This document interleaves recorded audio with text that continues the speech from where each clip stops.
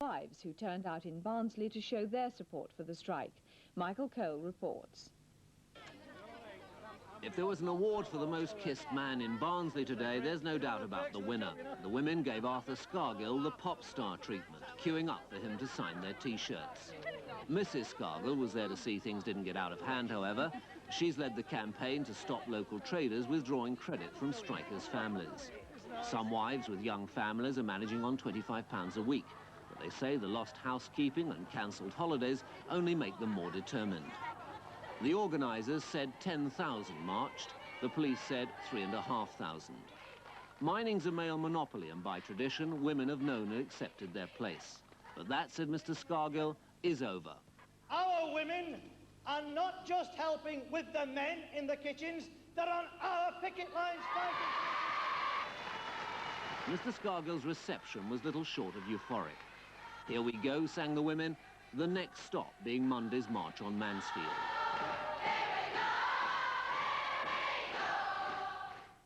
Debate in a few minutes' time, but first there's been a new development at Houghton Main Colliery near Barnsley, where two rebel winders have been defying the miners' strike. The two men say that tomorrow they'll stay away from work. From Houghton Main, here's Hugh Weeks. Several hundred pickets gathered at the gates of Houghton Main Colliery this afternoon, anxious to persuade rebel winder Bob Copping not to break the strike. Although the police were there in force, the picketing was peaceful. Union officials were anxious to keep the mood low-key. Having stopped here to again put our point to him, and we should appreciate if you'd stop at either side of the road while we do this. We don't want anybody lamed or maimed, or whatever you want to call it.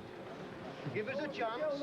Their efforts over the last 4 days paid off when Mr. Copping finally agreed to rejoin the strike.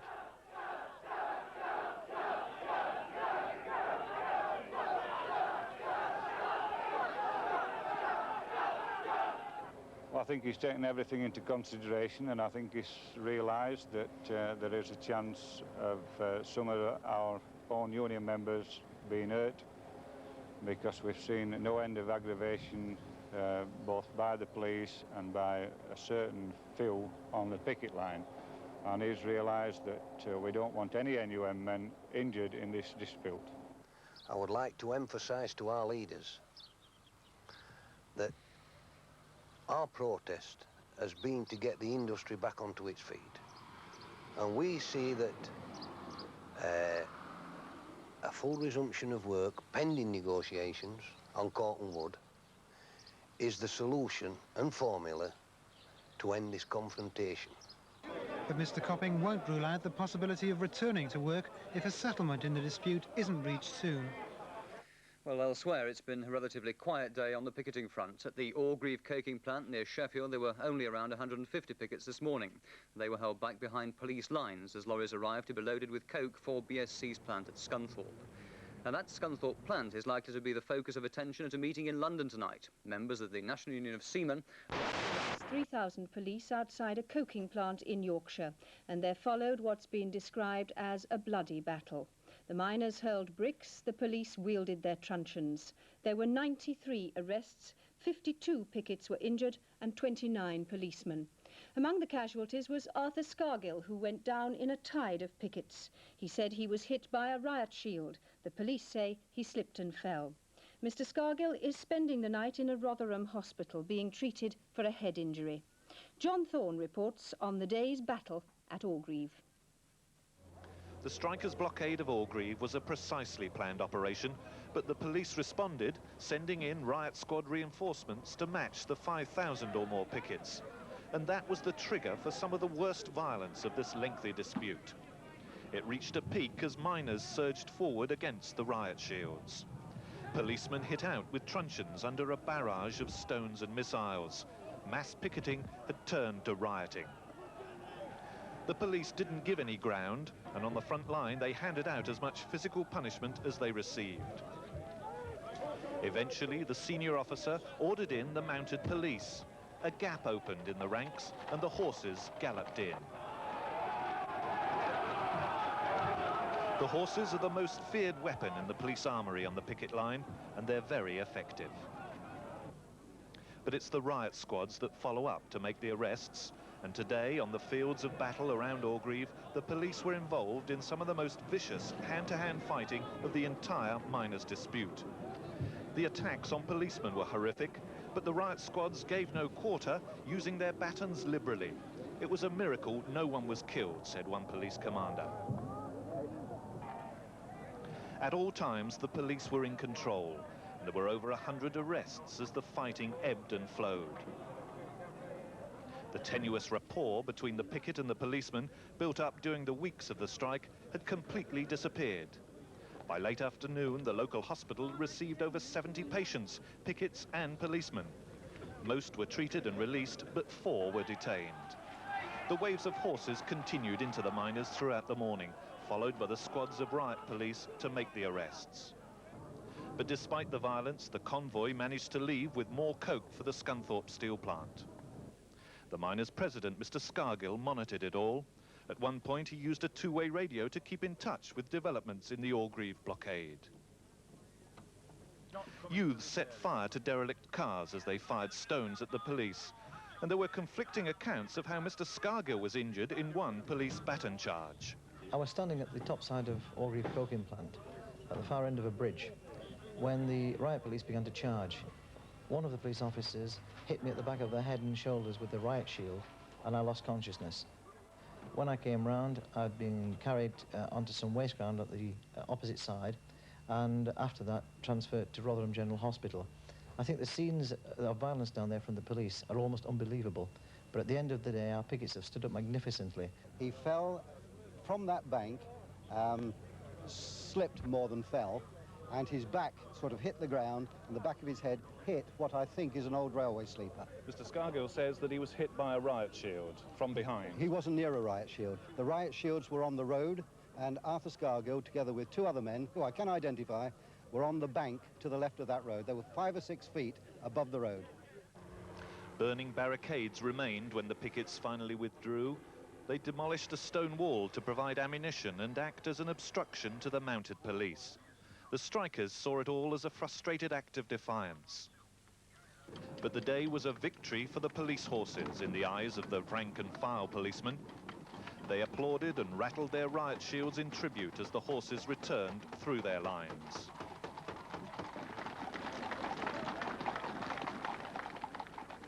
But despite all the violence and the injuries, both the daily coke convoys did get away unmolested, protected behind the vigilant guard of the huge body of weary policemen. British Steel now say that they're... Field. 100 arrested, 79 hurt in the picket line fight. Miners say this was done by agitators. Airfares to Europe to Arthur Scargill is being kept in hospital tonight with leg and arm injuries and a headache. He was one of 79 people, pickets and police, hurt during bloodshed and most destructive fighting so far at the Orgreave coking plant in South Yorkshire. The union has tried persistently to shut the plant. More than 100 pickets were arrested today. Some threw bottles and bricks at the police and set cars on fire. Some police used their truncheons. Mr. Scargill said he was hit with a police riot shield. The Assistant Chief Constable of South Yorkshire, Mr. Tony Clement, said he saw Mr. Scargill slip and hit his head on a railway sleeper. The British Steel Corporation now suspending their coke convoys from Orgreave to Scunthorpe. They say it's because of the fighting today and because stocks at Orgreave are now almost used up.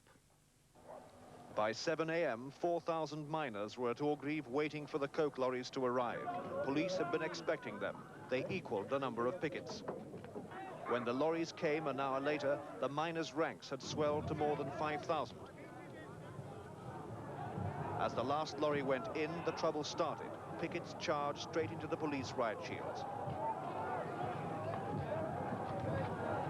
In seconds, a pack of police 20 deep was fighting a shower of stones to hold the pickets back. The first cavalry charge came a few minutes later, and it clearly worried the pickets.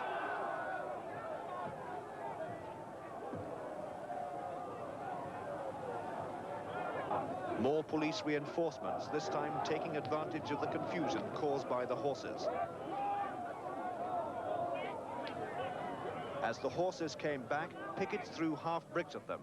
Then they started on the front line of police.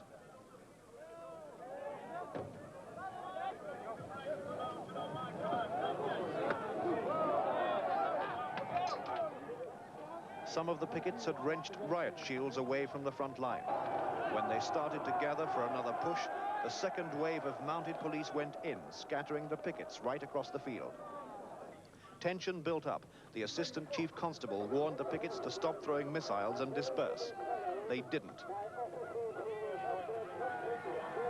More reinforcements, this time with short shields and truncheons. After 2 hours, the police were tired of being pushed and pelted with house bricks. The pickets knew what to expect. They'd been warned it could turn nasty, and it did.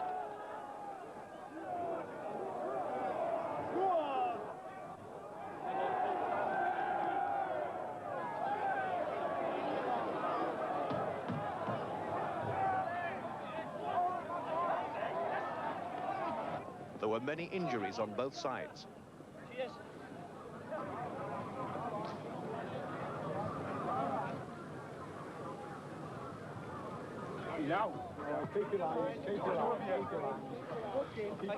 More than 100 pickets were arrested. Get in here and see what they're doing. The miners' leader, Arthur Scargill, wearing his baseball hat, was in their midst, and the police didn't like it. Scargill's presence is always provocative. He knows that. Everybody knows that. When he arrives, people get excited. I'd rather he kept away. You seem to be a lot more determined today.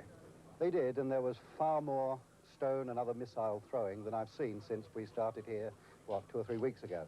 So certainly they have stepped up the violence. Later, Mr. Scargill was injured in the violence. And a crack at back head with a shield. Is it not here? Yeah. Police said he'd fallen and hurt himself. Mr. Scargill had a different version. All I know is that these bastards rushed in and this guy hit me back at head with a bloody shield and knocked me to the ground out. He's cut my bloody arm, he's hit me on head. When we picked him up, he was semi-conscious. This big fella here picked him up.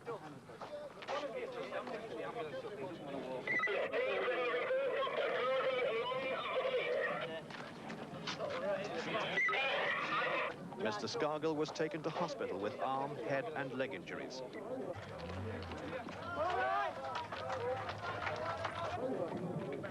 In the afternoon, there were more injuries and arrests as police drove the pickets back up a hill away from the coking plant.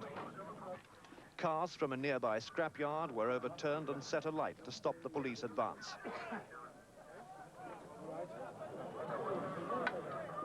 No way is this picketing. The miracle is that no one has been killed here today, either by being trampled on in the surges or struck by some of these enormous bricks that have been thrown, half-house bricks and that sort of thing. You obviously saw the barrage coming over and the shields were taking the full weight of those things. Without those shields being there, there would have been a lot of policemen in hospital. Some pickets laid the blame for the violence elsewhere. We deplore the people that thrown the bricks. We deplore them. We want you arrested, because they're no miners. They're only agitators. Young communists and the lot. We deplore them. We're here to do a peaceful picket, nothing else. I accept that, my old son. Okay? Well, fair enough. Tonight, Mr. Scargill is still in hospital. He's being treated alongside injured miners. The scenes that have been witnessed today at Orgreave are almost unbelievable, and nobody could have predicted that this sort of thing would be seen from our police force in 1984. The police say you fell and hurt yourself. Well, I think such a comment is unworthy even of the police in this situation.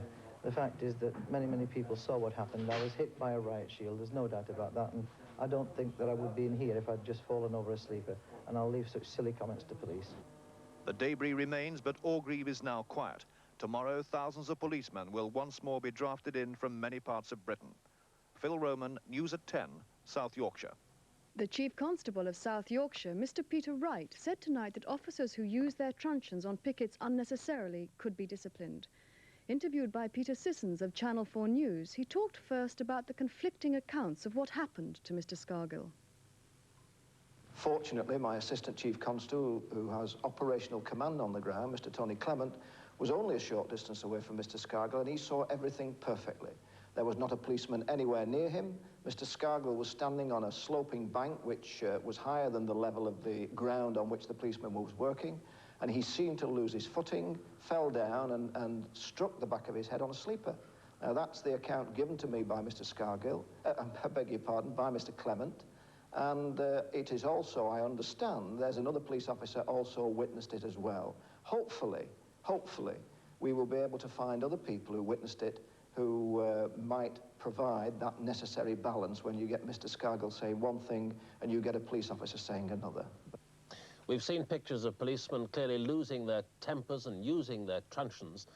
Do policemen truncheoning minors to the ground risk disciplinary proceedings? Policemen truncheoning a minor on the ground do risk it. If the evidence is there to show the circumstances, a man, whether he's a policeman or whether he's a minor, is responsible for his own actions. And no provocation can really justify unnecessary and abusive violence.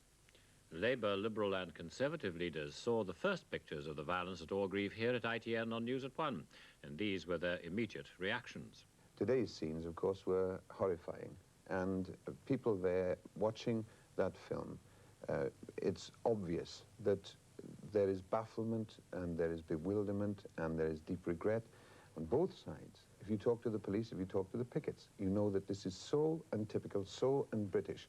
And what's going to happen is that the root of this confrontation has got to be pulled up. This is not picketing at all. Picketing means people in one place of work trying to persuade their fellow workers that they want to come out on strike and they should not go in. That's not what's happening. This is mass intimidation. It's near rioting. It ought to be condemned unequivocally, and I condemn it. And I believe, too, that maybe the time has come for the Steel Corporation or others affected to use the legislation and go to civil law and try and stop this happening on our streets. It is quite unacceptable for large numbers of people to attempt to stop things by force of numbers, which is what was the intention here. This is not to advise people of the progress of a strike, and that is a disgrace. And I condemn it, and I hope we continue to condemn it. And I think it's sad that that condemnation has come late in certain quarters. Channel 4 News carried tonight reports on the coal strike by Mr. Scargill and by the coal board chairman, Mr. McGregor. Each was given an ITN camera crew and technical help, but they told their own stories in their own ways. A report on their reports by Michael Crick of Channel 4 News. For his Channel 4 News report, Ian McGregor... Can I recommend to you that you go right back round the roundabout and back up the M1 in line with all your colleagues? For what reason? Sorry? For what reason? I'm just asking you. So, all right? yeah, so that means we can carry on then? Well, it's up to you. All I'm saying is I would recommend that you go back up north up the M1 in line with all your colleagues. So, but you're only asking so we can carry on if we want? Can't stop you. Well, what happens if we do carry on? Carry on.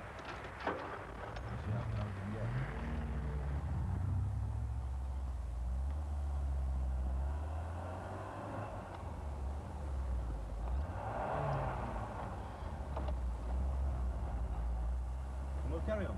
We're good enough, you know.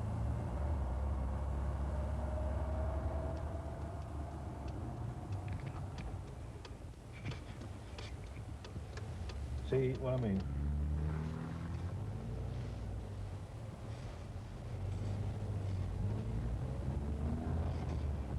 See the suggestions?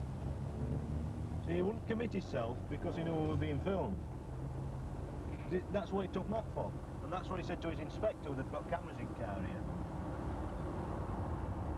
See, normally if there'd have been 4 of us, pickets, he'd have said, turn round, you know, he wouldn't have said, I'm asking you, he'd have said, turn round, straight back on motorway, not back home. And we'd have said, well, I'm telling you, if you go any further, you'll be arrested. They didn't check any documents this time either. They usually check your documents. Same as Ray here, he's been pulled up once before. You know, just at a spot check, just same thing. And the second time you get pulled up, you usually get arrested. Well, none of that's happened today. I won't like to say why.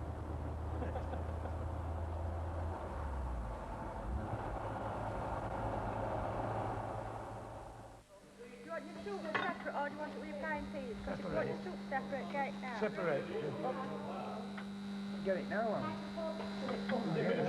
It's Doc made it. It's homemade. How long does it take this one? 3 minutes, not be a second. After 11 weeks, you should know how long it takes. That'll just work out. There's the bell, there's the bell. What's the lot? 2. 1. There's 3 in it.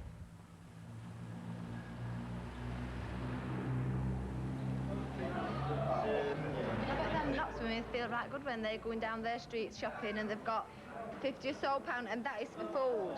I get up on a Wednesday morning, I put a gyro for £13.07, and then I've got 2 bairns and my husband and myself to feed after that. You don't go to Fairway, you don't go to shops for your normal bulk shopping because you just haven't got the money to do it with. So when they're going, it ought to pick their conscience thinking, well, I'm buying 6 tins of ham here. What's Yorkshire miners' kids having? A tin of bloody luncheon meat. We've found out now that it's cheaper for 4 of us to eat together on a Sunday and share the cost. And plus, if we take turns, we're not using electricity in both houses, which we can't afford to pay for. So it's working out cheaper for all 4 of us to eat together on a Sunday. And plus, we can have a talk then, and, you know, it takes a bit of pressure off of what's been going on and what we've been going through. I'll have to ask the Midland Bank that £37 I owe, and they'll have to wait for it. The Midland Bank, the listening bank. The listening bank. The listening bank, yeah. Listen, I've just told you. You're getting no. Sheena, just a bit there. How are you going on for your meals, John? Are you getting any? Because you don't get nothing off social with being single here. Well, I've not for 6 weeks, have I? What are you doing then? Just going around and getting a meal when you're invited? Well, I've been invited every week, like, but not bothered going around. He knows he can come anytime. My mother's been fetching me food parcels through every week, like. Yeah, it keeps you going, does it? Well, I'll have to tell you now anytime, eh? Yeah. Come here for a meal. Well, you can tell it's a cheap cut of meat, lass. Aren't you? So I can't help it. Can I? It's better than Better than no meat at all, isn't it? Of course it is. Well, I can't understand fat being on it, because it's old dog never had much fat on. You had this dog for 15 years, John, didn't you? But you didn't feed it well, John. It was a bit tough. We could have all had sausage. You didn't want this. No, I couldn't bear to see him going through that mincy.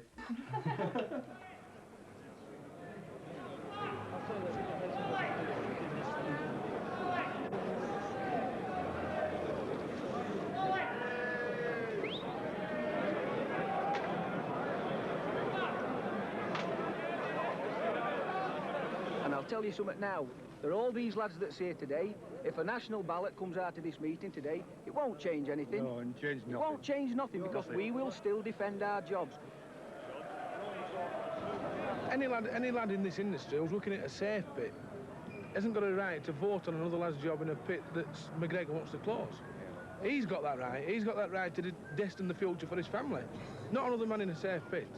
And that's why the majority of our industry don't want a ballot. I don't want a ballot. These lads at Cornwood, how do you think they feel when they know that other trade unionists are trying to get a ballot simply to justify their point of view of going to work? Because that's all they want a ballot for. And when it comes down for a national ballot, especially through Nottingham, when a couple of years ago we had a national ballot for a bonus scheme and we voted against it, a massive vote against it, and then Nottingham went in and said, oh, our area voted for it. Went to Lord Denning down Law Courts, and Lord Denning said, oh, well, fair enough, you can have your bonus scheme. Democracy is a great word when it works for yourself. If it were a fight just for a pay rise, then that would be democracy for everybody, because everybody's affected. But it isn't, it's a fight for your job. Anybody who believes that compulsory redundancies aren't going to come are silly, because they will come. They'll only give us a plan for this year. Then when the Brokers Union, next year, when they've got individual area, Yorkshire separated from Nottingham, Nottingham separated from Wales, they can advance then on each area in turn, knowing that they won't back each other up. That's why I believe that even if a national ballot comes out of here today, and we have a national ballot, and we do lose it, areas like Wales, Kent, Durham, Scotland, Yorkshire won't stand by it. They can't afford to stand by it. Because they are the areas that they're going to advance on, independently. And that's what it's all about. Unless we stand together, areas that aren't threatened and areas that are threatened, together, we can win.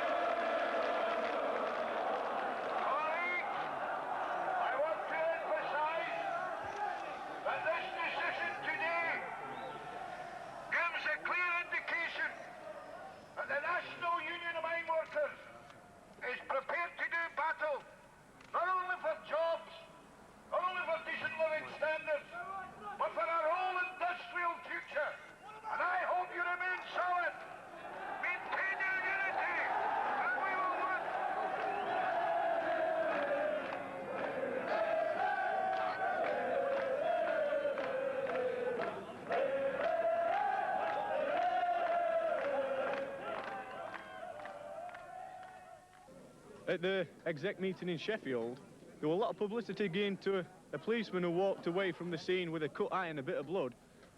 But a man was actually filming in an area where 2 policemen were beating up a young lad, a lad of about 18, 19. And the cameraman, when he saw what was going off, turned to the other way and ignored it. And that never got to television. They never showed Scargill shouting at the crowd, "Calm down, lads, we don't want any trouble." They showed him talking, and the way they put it over, it was stirring trouble. And that just wasn't true. It's been twisted every which way but loose to suit the people who are in power at the moment. That's how they work. They know that they'll put that in the paper, that we've been putting spikes down to lame horses. A woman came across to me the other day, and she weren't bothered that men had been on strike for 5 weeks, or another time ban for 11 or 12 weeks. Some heartless sods put nails down for horses. That's all she could talk about, horses. I think that papers like Sun and Star, Mail and Express, they love that. They absolutely love that. I mean, there's no doubt in my mind that a bloke don't go to take spikes till that's the least thing in his mind to go and lame a police horse. It's absolutely ridiculous. We're there to fight for jobs, not to bloody lame police horses. They sidetrack it, you see. Of course they do. They create other arguments. Not the issue, but other arguments. There's only one horse I want to lame, that's that what fella in Grand National were had back. That lad come on television last night, you know, saying about his wife's pregnant and all this, and his car's been kicked and scratched. This car's scratched and kicked at sides. Not by pickets, though. It's not done by pickets. It's lads that's working that's going round scratching all pickets' cars. We were with lads at Houghton on picket lines who'd been beaten up by their own fellow workmates who were working just because they were in favour of supporting strike. They were being beaten up.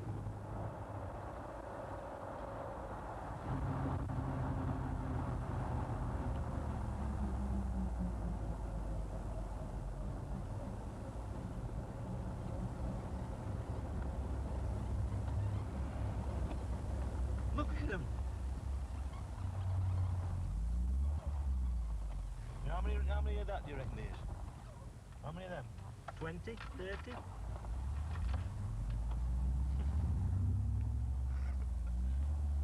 It's amazing.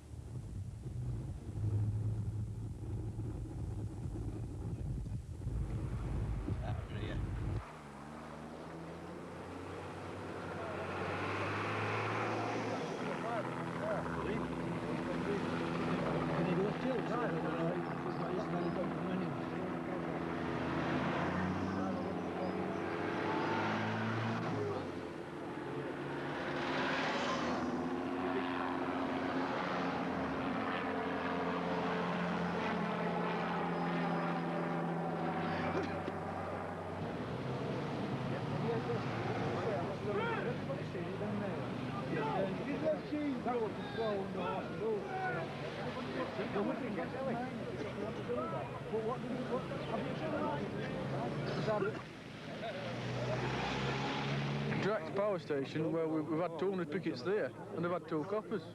Yeah, and it's been peaceful, playing football and, you know, and you go here and you get 2,000 coppers for about 600 people. Well, a bit more people, but, you know, just crackers, man.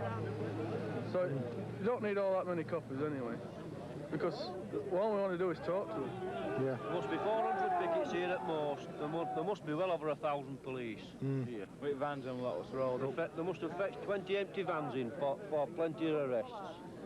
That's their plan. They'd be really right at us and on about arresting us all. It's just unfair.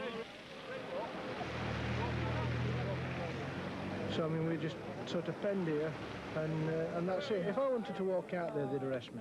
Yeah. If I wanted to go to the toilet now and I tried to walk through that line, they would arrest me. Have you got that on now? Yeah.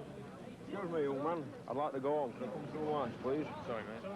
Why can't I be allowed to go home? Sir, they're bouncing cars up there. Get that on film. Eh? Bouncing them and Why can't I allow to go home? Why we can't go film that? Is there no answer? If we're parked illegally, why don't you let us out and shift the cars then? That's exactly it. They won't talk to you, they won't allow you to go home. Maggie lovers, all lot of them. We're not pickets anymore, we're prisoners in his own country. That's what this amounts to. It's a total police rule now. And Go through to you, can't see if they'll stop you on film. You can't, you'll be arrested, won't you? This is what Leon Britton is saying is not happening. That's good, they'll take that off them. What's happening? Well, They're towing your cars away, but you can't get out to They're towing cars away, men that want to go home are not allowed to go home. They're towing them up there, look. We're totally in prison now. We just can't move. We can't come out and shift them. How are we going to get them now? If you put this on television, you'll be the first ones that have broadcast the miner's view to what's happening with these fellas.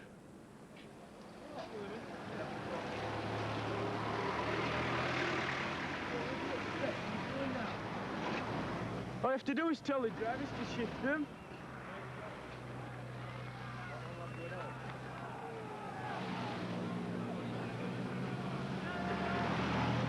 When they're going in, no shouting scab, he just says in a quiet voice, pass it along, there'll be no more use of the word scab or you're liable to be arrested. And I approached him and I says, well, there's a camera crew over there. I says, well, you'll be willing to say that so everybody in the country can hear that it's against law to say it, and he never answered like.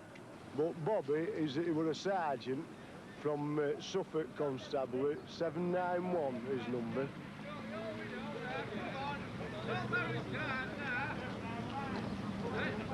Picketing is that illegal that there hasn't been a miner arrested for it yet. That's where the police are contradicting themselves. They're being arrested for public disorder, and that means stepping from pavement onto the road. And all they're doing in Nottingham and these other areas, all they're doing by arresting our lads, they're justifying the number of police. Our lads has been arrested for committing no offence whatsoever. They've been put in police cells. 3 policemen marched in, threatened them, told them that, asked them political questions. Who would you vote for if it were a Communist Party? Who would you vote for if there were an election between Communist Party and Tory Party? And one lad refused to answer. He said, well, you'll stop here all night until you do. So he says, well, if it were a monkey or Margaret Thatcher up for election, I'd vote for monkey.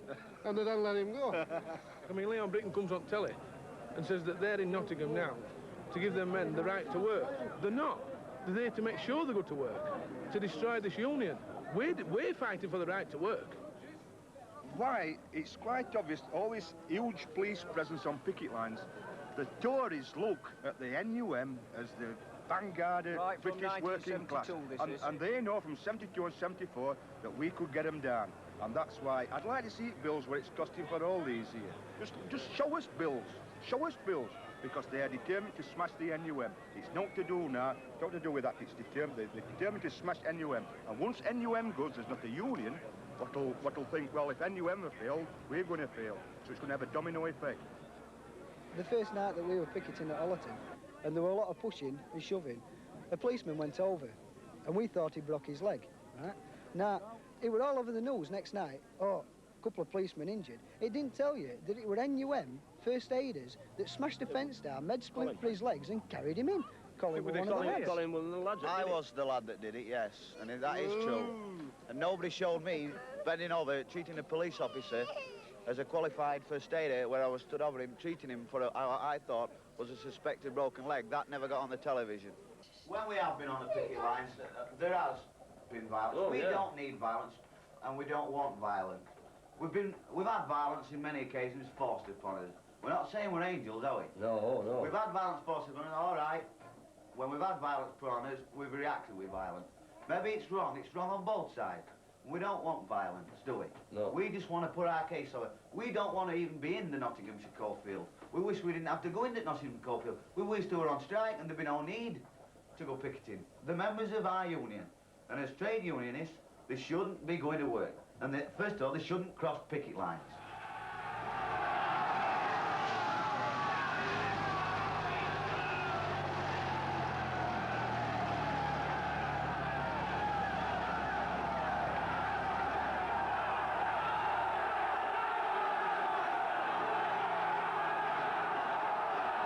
Now their wives think they're going to be transferred to different pits, and they're not.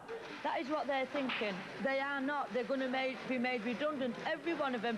And that is when that pit shuts down in Nottinghamshire, they'll realise that they were wrong. They will. They'll be wishing in the end that they would have backed the South Yorkshire miners. But to me, one out, all out. Beginning of the strike, all you saw were these Nottingham women pushing the men to work and this, that and the other. And I think where it was, the women in the striking areas, it angered them that much. Because we are behind the men, but the media were just showing these Nottingham women pushing their men to work and making out our men were the big bully boys, and that they were more or less telling us that our men were making us be on strike, sort of thing, and we just had to show them, you know, that we understand what's going on and we understand what the fight is. It's their fight as much as ours. We don't hide behind our women like certain coal areas do. We put our women in front of us, they'll stand shoulder to shoulder with us, and we'll win this with the women, because without the women, we couldn't win it, but with them, we will.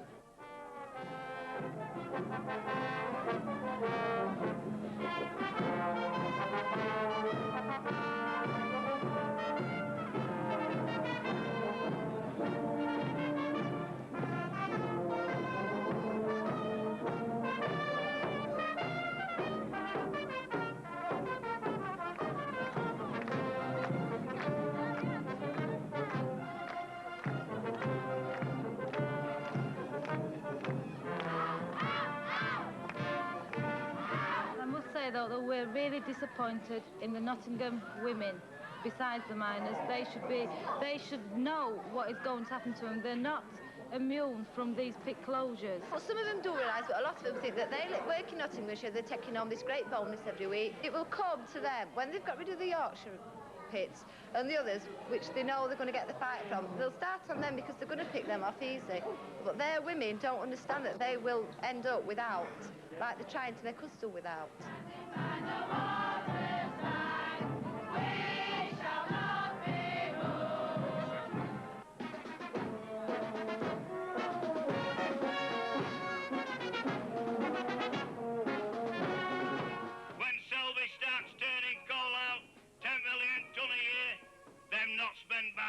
Looking out for the jobs because they'll lose them.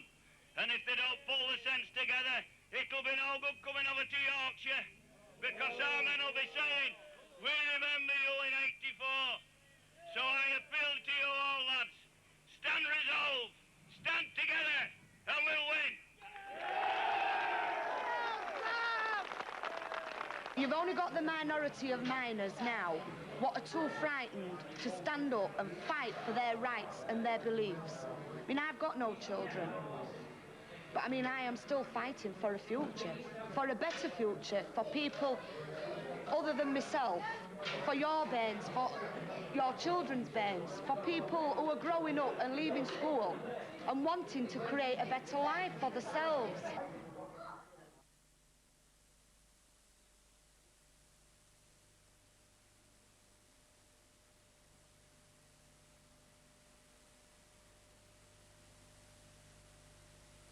Time.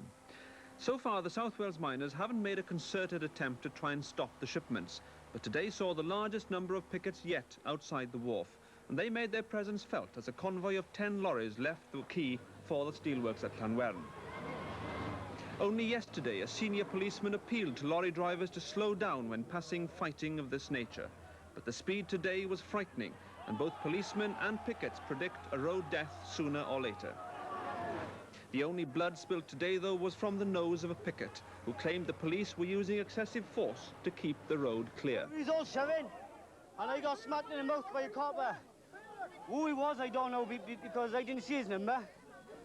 But there's fighting on both sides, yeah. Isn't there? The Yorkshire miners had the riot squad operating from before dawn as they responded to the lone strikebreaker. Initially, burning straw blocked the approach road, but the biggest Yorkshire picket for weeks was effectively bottled in by a stream of police reinforcements. Then, 2 hours late, Brian Green, with a second unnamed working miner, was driven fast up to and past the mine workers' picket. This was the trigger to a short, angry confrontation. As the taxi sped away, the strikers' frustration erupted. they accused one policeman of throwing a punch in the melee and surged forward at the police lines. Pure police numbers guaranteed that the line would hold. Police treated one picket for slight crush injuries. Later, he was among 4 they arrested. The working miners had evaded the blockade at Gascoigne Wood, and with growing anger, the strikers heard that 5 others had clocked on elsewhere in the Selby coalfield. As the pickets dispersed, the violence continued. A police motorcyclist was attacked. And suddenly someone jumped on my back, arm lock around my neck, and onto the floor I went. After that, it was the most frightening time of my life. Pinned up against that wall, a group of men throwing bricks, anything that they could get their hands on, including fire extinguishers from the motorbike. Damaged police buses confirmed that Selby's now become the central area of the strike confrontation. Ignoring a High Court ruling. The money was seized after miners' leaders refused to pay a £50,000 fine for picketing at the Port Talbot steel plant. Today, the High Court ordered that the fine and costs should come out of the frozen funds, which are being held by accountants. Miners' leaders accused the government of manipulating the legal system to crush the fight for jobs and called for TUC support. In Yorkshire, which has been solidly on strike, 2 miners went into work today at the Gascoigne wood pit. Police clashed with thousands of pickets. The miners' union called the return a sham. Dawn, and a burning barricade blocks the access road to the Gascoigne pit, indicating the pickets' determination to stop this Yorkshire miners' 4th day at work. So, flanked by a huge force of police, they waited some 3 hours before the car carrying Brian Green arrived. As it sped past, it took pickets by surprise, but as police prepared for the taxi to leave again, the miners, helpless in their attempts to stop it, went on the offensive.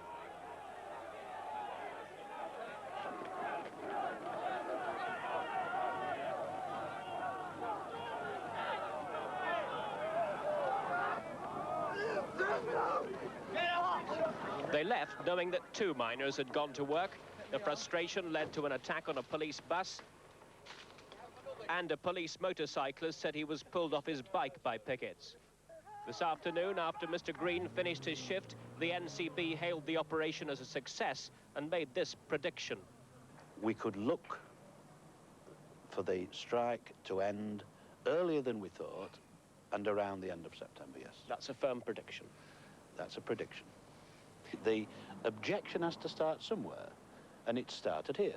While the NCB may still be over-optimistic about a return to work, the break in solidarity, however small in previously strike-bound Yorkshire, clearly concerns the NUM. And the pickets say they'll be back at Gascoigne Wood again tomorrow. Michael Macmillan, ITN, in Yorkshire.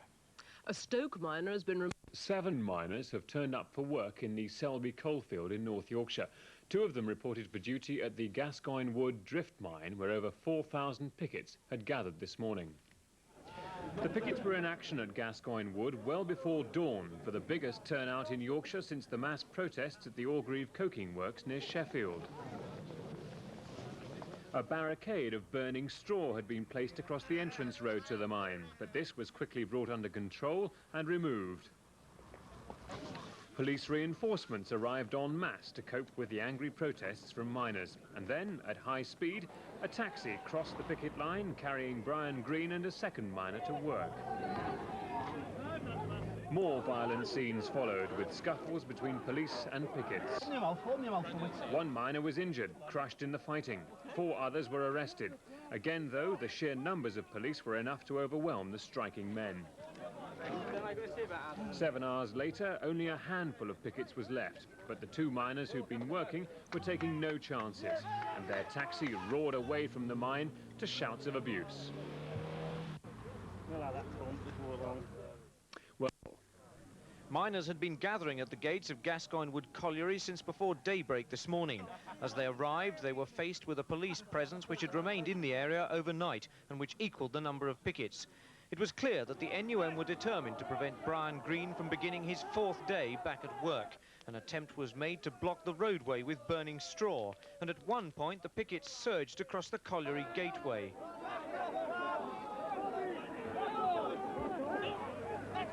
Police reinforcements succeeded in containing the pickets, and both sides settled down to await Mr. Green's arrival. When it came, the blue Austin taxi carrying Mr. Green and a colleague at speed took the picket line by surprise, passing in and out of the pit almost unscathed. It was then that trouble flared, and there were ugly scenes as police and pickets clashed.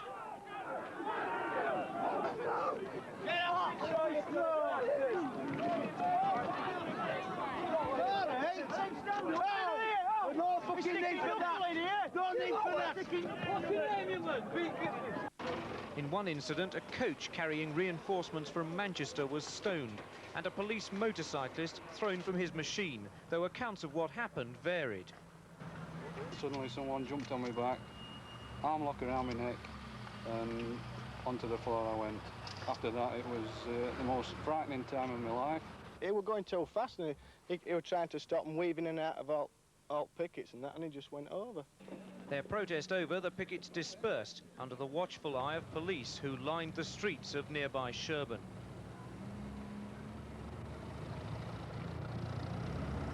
By lunchtime, when Mr. Green was due to end his shift, the scenes at Gascoigne Wood were very different, with small groups of police and pickets able to relax whilst waiting for the ritual to begin again. Just after 2 o'clock, a convoy of 20 transit vans appeared on the access road. Behind the last vehicle, an unmarked car similar to that used by Mr. Green earlier in the day. Minutes later, the car left at speed, with one man in the rear seat.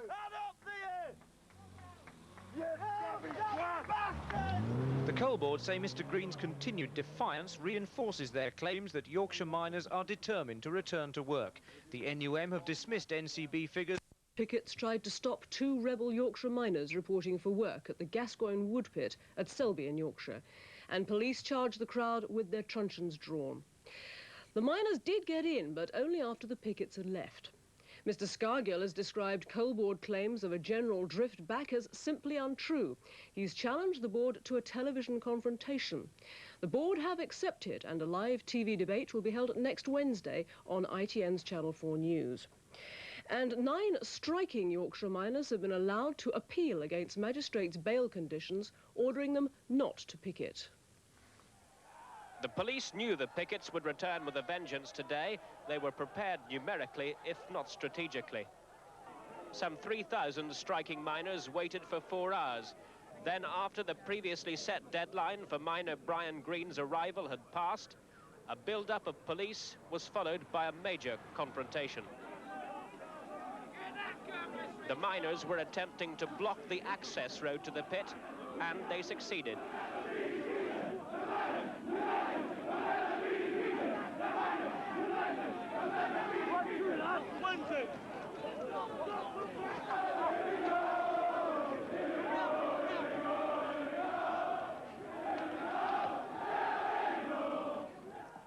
Come on, take your bloody pictures now!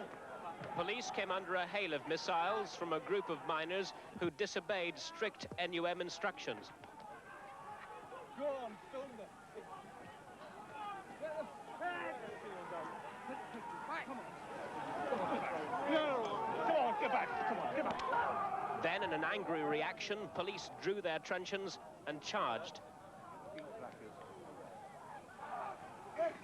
4 pickets were injured, and 19 police, though none seriously. Afterwards, the pickets accused the police of drawing their truncheons before any missiles were thrown.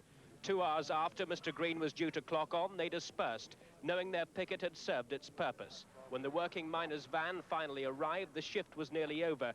The NCB said only 2 hours' work was completed. The NUM can term this as a successful picket, and that's a worrying development both for the police and the Coal Board. In 24 weeks of the miners' strike, all previous mass pickets have failed, and this one, for the moment, has succeeded. Michael Macmillan, ITN, at Gascoigne Wood, Selby. Colliery from 4 o'clock this morning to protest against 6 miners who are working. Police called for reinforcements before dismantling a barricade the pickets had thrown across the colliery entrance. The working miners arrived in a van at 9:15. That's almost 3 hours later than usual. There were some scuffles during which a policeman was injured. but the police described the demonstration as relatively peaceful. In South Yorkshire, ambulancemen are asking for a change in... Into the inside pocket of his old wind cheater, off to the picket line. It's a new target today. We haven't been before to this one, Edlington, Doncaster area, so it's only a short one. And the orders are arrive at 6:30 a.m, not before.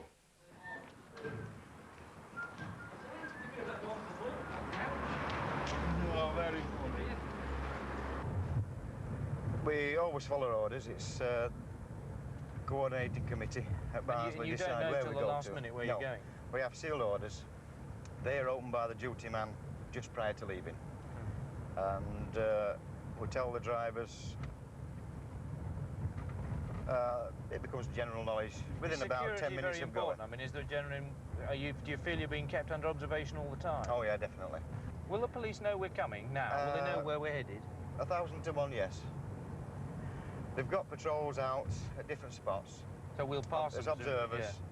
Yeah. They're radioing in and giving details of what cars are coming in which direction. They may even know the orders. If anybody's said anything over a phone, they get that information and straight away it'll be closed off. 20 past, we should be spot on time. I can see the pit now, over to your right. We're about a mile up this road and turn off and double back towards it, so we should get there at exactly past. Hold it there! Daddy, were you with the first on the first? Did you tell the NCB to do its worst? Or did you save your lily liver, sell the Union down the river, a scab, a blackleg, one forever cursed?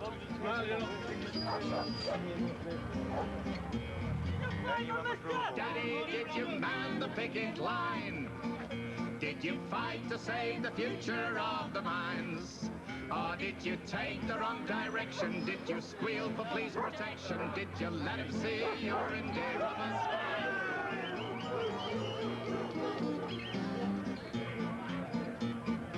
Well, the Yorkshire lads came out on strike and said it's evident the only way to stop McGregor and the government is to bring the lads out everywhere from Scotland down to Kent, and we'll show them what it means to be a miner.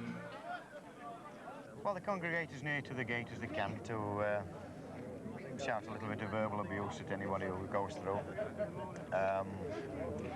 We've been told no bad language, conduct themselves without any violence. Obviously, there's odd one or two hotheads, but as a rule, they're very well behaved. How many picket lines have you been on? Possibly been on probably about 40. You know, like I was over Hunterson, Ravenscraig, and then I was at Easington, Wearmouth, so I'm now down here. It doesn't matter how fast it moves because I can pick it up by eye afterwards, like, you know. And actually, I was very interested to see the riot shields, and now actually I'm seeing everything I want to see in this place today. And many would compare you almost to a war artist working in this sort of environment. Not a war artist, but it's getting close to it here.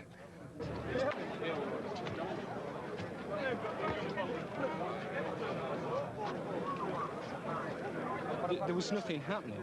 Then 200 police just trying to push miners off the wall just down there. I mean, there was no reason for it.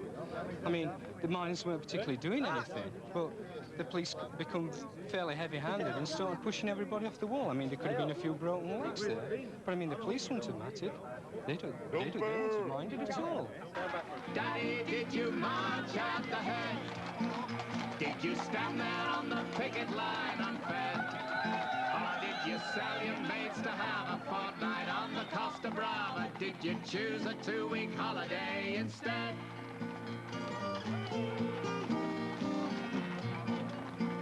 Well, the battle, it is joined at last. The forces, they are massed. On their side, the press, the telly, all the weapons of their class. Plus McGregor and his blacklegs, but we'll never let them pass. The NUM's the weapon of the miners. Daddy, what did you do in the strike? Did you scab and let your workmates wage the fight? How the neighbours stoned Buddha said we had the stink of Judas. Daddy, what did you do in the strike?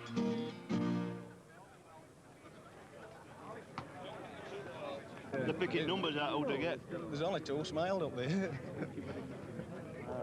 Have any of you been charged by the horses? Yeah. Tell me what it's like. Terrible. It's not so bad if you can run. Like being under These older men that can't run, they've got it. That's it. It's too late for them. We had at Kiverton Park once he got his leg crossed through them. Plenty hammer them lads. Straight on top of his leg. Can't do no for them neither. So they just ride straight at you? Yeah. Don't stop. They're like big not kids. bothered. The shark just like kids. And they don't making jump. cowboys You and think they Indians. jump out of the way, but they just knock you over. At one time they just had lines of bobbies, continuous, but now they're bringing bobbies in horses now, knowing that are more effective than lines of bobbies. You think people are going to get hurt here this morning? If they start shoving I think you had it wrong place, actually. How many have you got going in here? There's 4 workmen and 4 scabs. 4 subhumans and an animal, deputy. What time are you expecting them on shift? What time are they coming in? Generally come in about this time. It's a bit overpowering, I suppose, with this kind of presence, and I think people are disillusioned and show that disillusionment when the bus actually comes carrying the scabs in.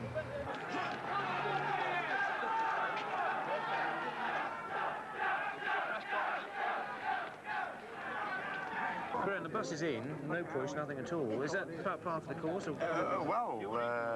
As has been said very often, we're here to peacefully picket. That's what we do. I was part of a 6-man official picket on the gate. We're never allowed to stop the bus.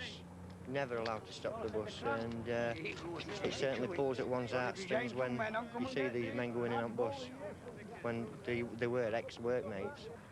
Our presence there does nothing, and is worth nothing, really. It causes me great pain, not just as a trade unionist, but just as a human being. The mine is deep, the work is hard, and the dangers many. There never was a time when coal was easy to win.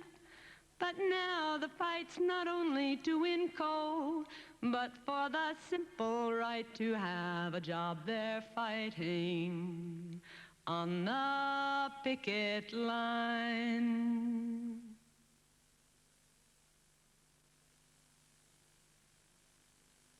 West Yorkshire's Chief Constable had spoken to the pickets. The police decided not to attempt to push the pickets back. Instead, they escorted 4 working miners across fields into the pit. The pickets went home claiming a victory. The police said they'd simply done all they could to avoid a confrontation.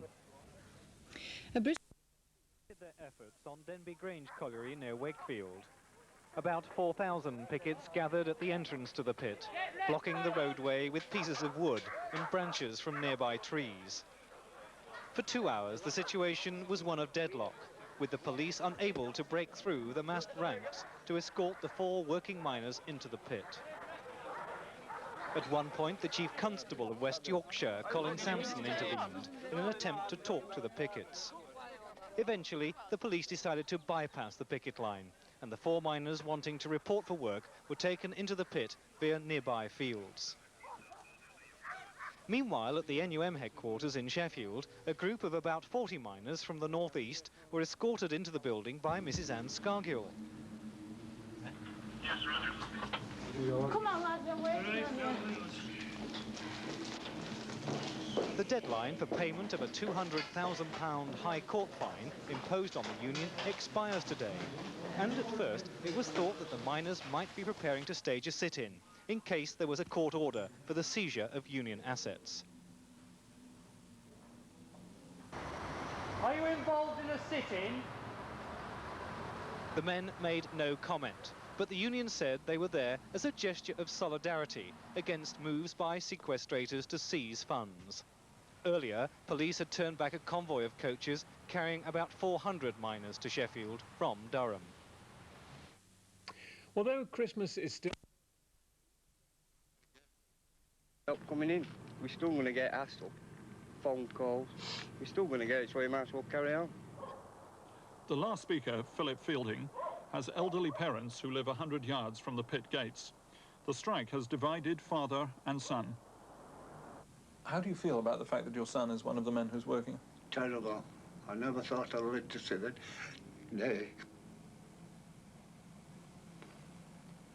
Why do you think he has decided to do that? He said he was fed up. Said he was fed up. Fed up with the strike, you mean? Yeah. Because I told him, I said, there's thousands fed up.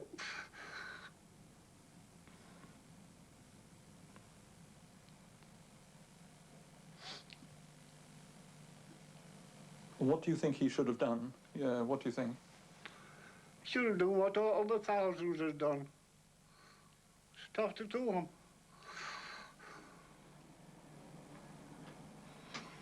Why do you feel so strongly about it yourself?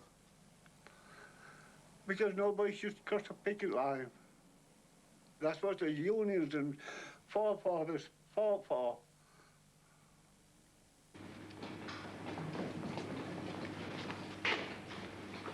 But the 7 working miners have turned their backs on the old ties and depend instead on new ones.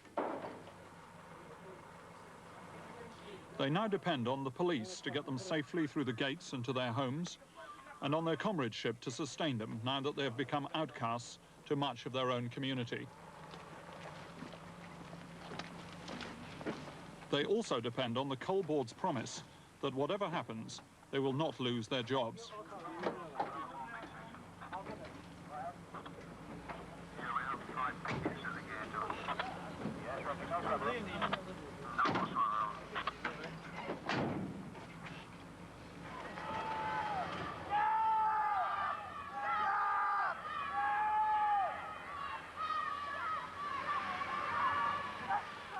Yorkshire in 1984, and cries of hatred echo across the village.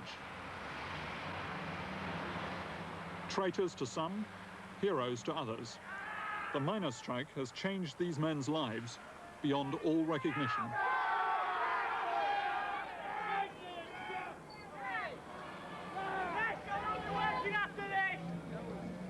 The strike supporters are determined that there will be no future for these men at Kiverton Park. Why do you think these men have gone back to work? What's your opinion? They're just scabs. If they've gone back because of financial difficulties, then what are we doing here? We're all in financial difficulties. It hasn't crossed your mind, really, to get in that van and go through that? Never. Why is that? Why? Because I'm a union man, and a union man doesn't cross a bloody picket line, never. What they hope to gain, they can't gain, no. They want a ballot. It's them who's going to suffer.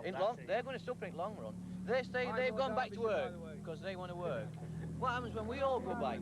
Nobody's going to work with them, so it's them who's going to suffer, not us. You're really saying that the people are just not going to work with them, they're just going to cut them out? No, we're voted not to work with them. We've had a vote on that. We're not working with them. So what's their future in this village, do you believe? It's finished. It's finished. How long is that going to last? Forever. As Norman Hayward came home last Thursday lunchtime, some of his neighbours prepared their own reception for him. They would make him run a gauntlet of abuse.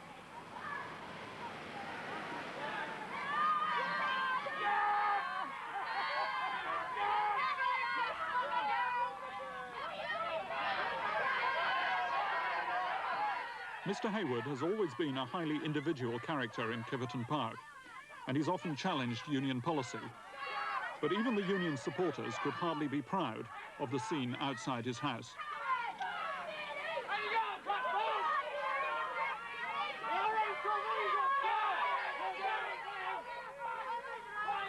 The 7 working miners claim that it's scenes like this that have prevented more men from joining them.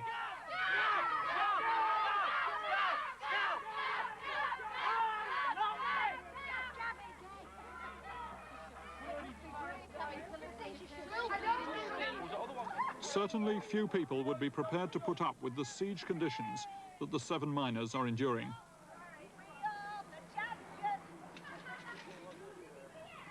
The Haywards are the main target of that siege, and it's left them depending on their friends to do their shopping. For Mrs. Hayward has hardly left the house in the 3 weeks her husband has been going to work.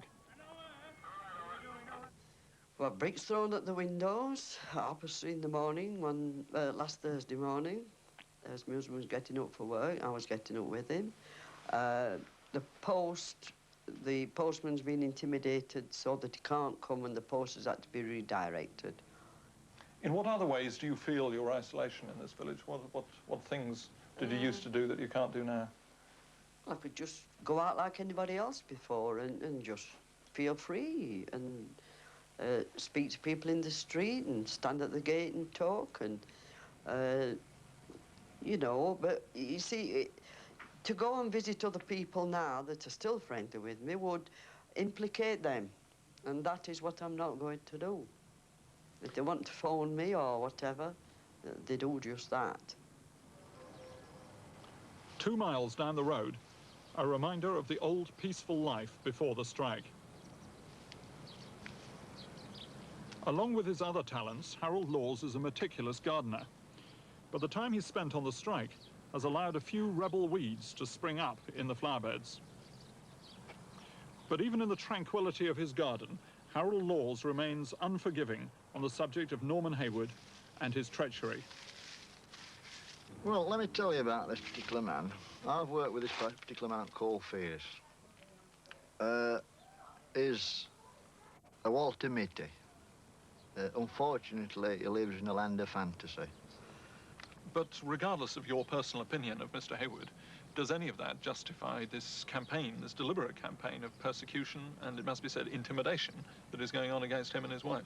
Well, intimidation is something I can't comment. I mean, I don't know what they've done, because obviously I'm a little bit isolated that I live out at village. But you are the branch secretary. Oh, I am branch secretary. I am branch secretary. I accept that. But I don't accept that I'm responsible for what's in people's minds and how they project that image towards a person or a member that's been part of community that now has suddenly brought dishonour on a community.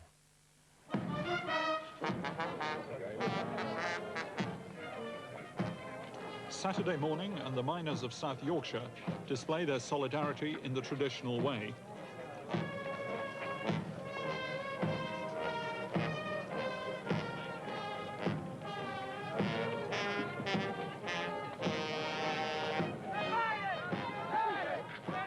The numbers from Kiverton Park are restricted by a lack of petrol money and perhaps by a little strike weariness, though Harold Laws shows no sign of it.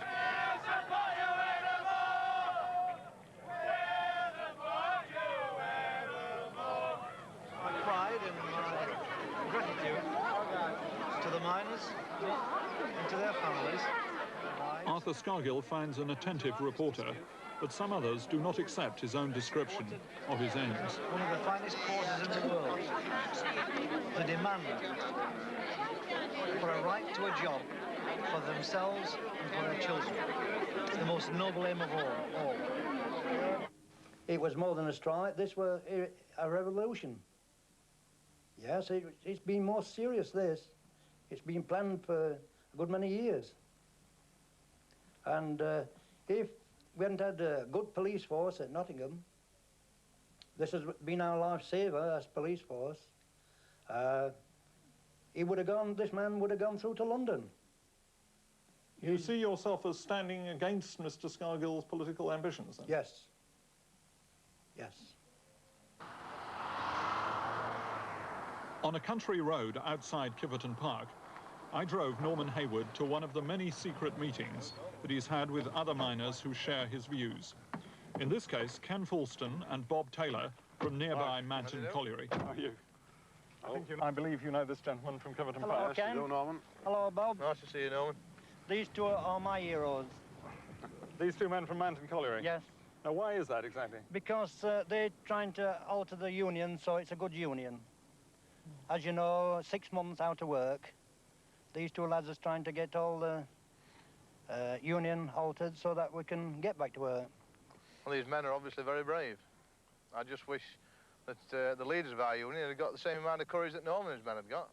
If they'd have had that sort of courage, they'd have had a ballot on the issue months ago, and it would have been settled months ago. Later this month, Fulston and Taylor asked for a High Court injunction declaring the strike in Yorkshire unofficial. Well, I think that once we get the ruling there, it is unofficial, there'll be a lot more men joining Norman and men like him throughout Yorkshire. And then Mr. Scargill will eventually, he'll either have to admit defeat or give us what we want, which is a ballot on the issue, which is the only chance this union's got to be reunited again. Talks between the Miners' Union and the Coal Board have been getting on all day in Edinburgh and will resume at 8 tonight after a dinner break. It'll be the fourth negotiation. But what will really happen in Yorkshire if the strike goes on is not easy to guess.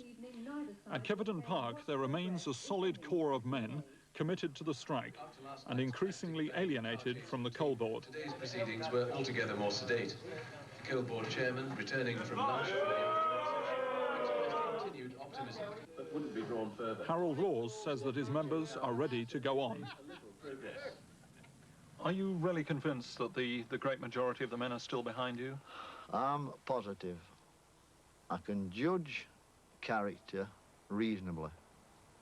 And when grown men cry about being dishonoured, that's when it hits you. That's when you know that you've got a unit behind you that are sincere, they're determined, and they've got spirit. As young men of this branch have shown that, and I'm proud to be their secretary. And the Coal Board seems convinced that the only way that this dispute may well end satisfactorily from their point of view is when the trickle at places like Kiverton Park becomes a flood. Yeah. Well, I can say categorically they're wrong. Now, McGregor went on television and stated, when a dam wall begins to crack, you get a flood. But what he ought to have said, dam walls are usually made of stone, not Yorkshire miners, or Durham miners, or Scottish miners. The people with a heart and a belief, and that's different.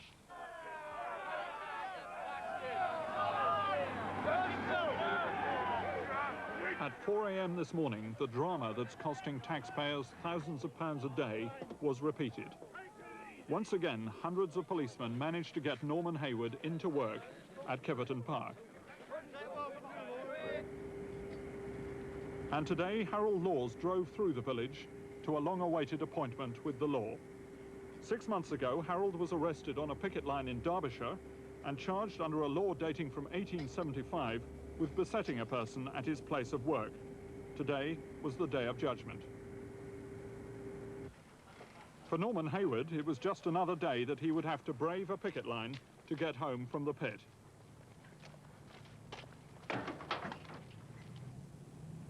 Outside the court, Harold Laws reported to us on his brush with British justice. We've been found guilty on that. We've been found £40 and plus £15 costs. But the best thing about it, we haven't been bound over.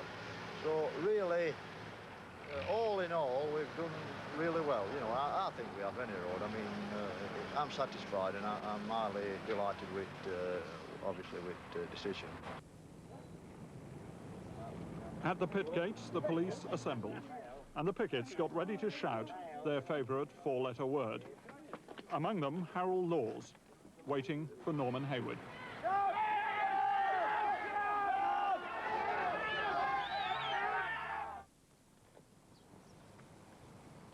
If the peace talks fail, there may yet be many more days when the miners of Kiverton Park can go fishing next to a silent pit. But even in September weather, life in this village is no longer really tranquil. The rusting girders and the empty conveyor belts are now signposts to one of Yorkshire's many battlefields. Right,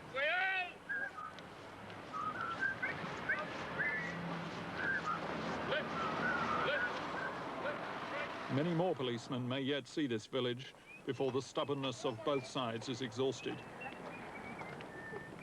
We shall stay in this house as long as we want. That nobody, no amount of intimidation, actually burning the house down, maybe do us a favour. They'd have to pay full and we could move out. But until that day, the only thing that could stop us is death.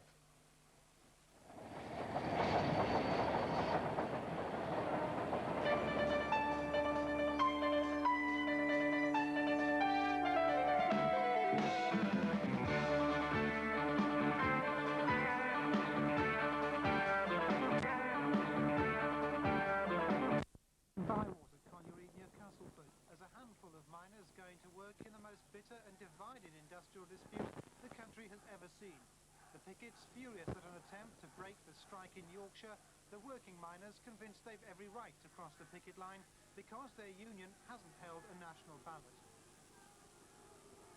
The start of another day for Joe Coffey as he prepares his snap, something he's done throughout his 29 years in the mining industry. He's one of about 90 miners now working in Yorkshire, hardly significant among the region's 53,000 pitmen. But Joe believes many more would have returned had it not been for mass picketing. Joe's journey to work at Allerton Bywater is now far from routine. Every day, under police escort, a van arrives to take him and 6 working colleagues to the pit. It's a secretive and elaborate operation that highlights the constant fear of reprisals, a fear so strong that the coal board wouldn't allow us to film their trip to the colliery or their work inside the pit. But later, at a local pub, the men discuss why they cross the picket line and face the anger of thousands of strikers. I say that I decide when I go into work and, you know, when I come out. If there'd been a ballot, things would have been different. And I just hope that mates will, you know, follow our example. Supposing the strike is settled soon in London and the day comes when all your colleagues come back to work, doesn't that worry you? You're going to have to work alongside these men for the rest of your life. It doesn't worry me in the least. Because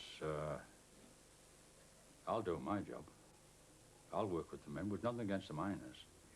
All we is coming to work for us to bat on for a ballot. Terry, don't you think they will react angrily when they come back in and want perhaps some vengeance? No. The ordinary miner is frustrated, yes, and that, but instead of taking his frustrations out against his fellow miners and that, and against the police and that, he ought to be taking it out on the leaders, I think, because the leaders have let the men down, not the, not the police or anybody else. Do you just mean the miners' leaders, or do you mean the coal board as well? Well, there's been faults on both sides, the coal boards and the miners' leaders, but where the miners' leaders have handled this strike has been deplorable. So no matter how many pickets are waiting outside that pit gate, you're determined to carry on going in? Yes, absolutely. Keep going into work. Makes you all the more determined how many pickets are outside that gate. For the working miners, like the strikers, the effects of the dispute have spread beyond the pit gates to their homes and families. This woman is the wife of a working Yorkshire pitman. Like many others in her position, she's become the victim of intimidation and, for obvious reasons, remains anonymous. I think it's all very sad. I hate violence of any kind. I don't think all the publicity that's been given to the violence is a true picture. I do believe there are an awful lot of men who go along to the picket line merely to pick up a few pounds to help out. There merely to make a protest, but the violence is certainly there. It's difficult to make a judgment because people's feelings, they come into it a lot, don't they? And it will affect different people in different ways. You yourself and indeed your husband have been victims of abusive phone calls. Tell me about those. I've had bad ones, one particularly bad one.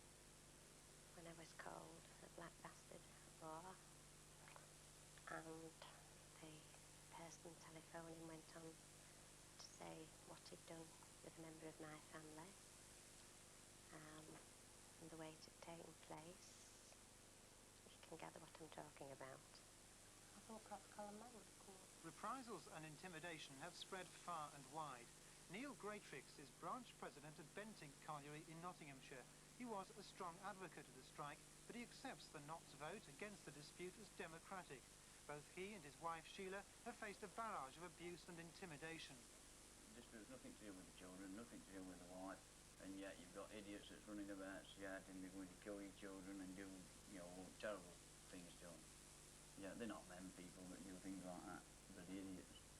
I don't think anybody can condone the action or the intimidation that's taking place, no matter what view or what side they're on. That intimidation against women and children is just not done. Sheila, do you feel at all guilty there that a majority of miners' wives are now having to struggle and yet you are able to maintain a reasonable standard of living? Does it make you feel guilty at all? No, I wouldn't say it makes me feel guilty. They made their decision to go out on strike and not made theirs. Scargill said he was leaving it up to an individual ballot. I wouldn't say guilty. I feel very much for them. I don't know however they've survived these last, what, 7 months, isn't it? But if he'd have called a strike ballot to start with, we'd have been in the same position. There's no doubt about it at Houghton and Chybrook, where the communities are split right down the middle, where you've got a majority of people out on strike and a minority working. There's obviously going to be trouble there. Now that, to me, is solely down to these idiots that we've got on our National Executive Committee that's allowed this situation to take place. The miners' union in Nottinghamshire, where about 90% of the men are at work, has been split by the dispute. Roy Link believes in the fight to save pits, but he feels that nationally the union has acted undemocratically. I really believe, and I mean, people in Yorkshire might laugh at this, but I think we have some sort of respect for a man that wants to strike. We're very surprised that they've allowed themselves to be fetched out on strike on a 3-year-old ballot, and we're very surprised that they haven't echoed our call for a national strike ballot. But we've got no bitterness. The bitterness obviously is against the people who use the physical intimidation, but we don't believe that is a vast majority of the Yorkshire miners. So where can the Nottinghamshire area go from here during the rest of the strike? Well, the Nottinghamshire area will carry on forward until there's been a national ballot under Rule 43. And whatever the result of that national ballot is, the Notts area would go along with it. If it was for a strike, we would be on strike with the rest of them.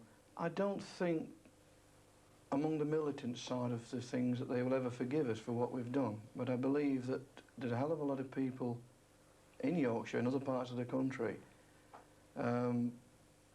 if you like, would admire our fight for democracy within the union, because we believe sincerely that we're not just fighting for the Nottinghamshire miners' democracy, we're fighting for democracy within the whole union of the National Union of Mine Workers.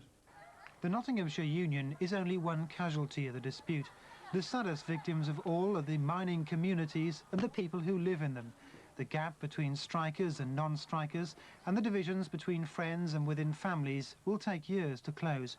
Many believe our mining towns and villages will never be the same. I'm distressed, very distressed about it. This is the worst period of my life, I would think, and certainly the worst period of my life as a Member of Parliament. I don't like to see the community split like this.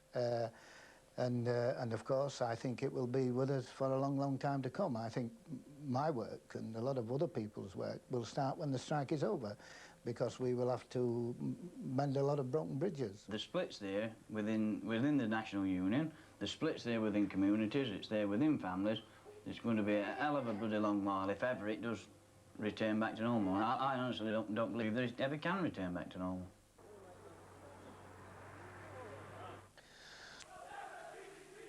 Angry pickets chant at the police as for the second day running, a lone miner returns to work at Kiverton Park.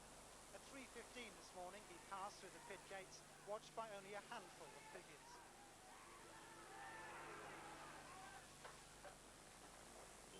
But by 5 o'clock, they'd massed in the streets of nearby Brampton, forced away from the colliery in a series of charges led by a police Range Rover and by the mounted section.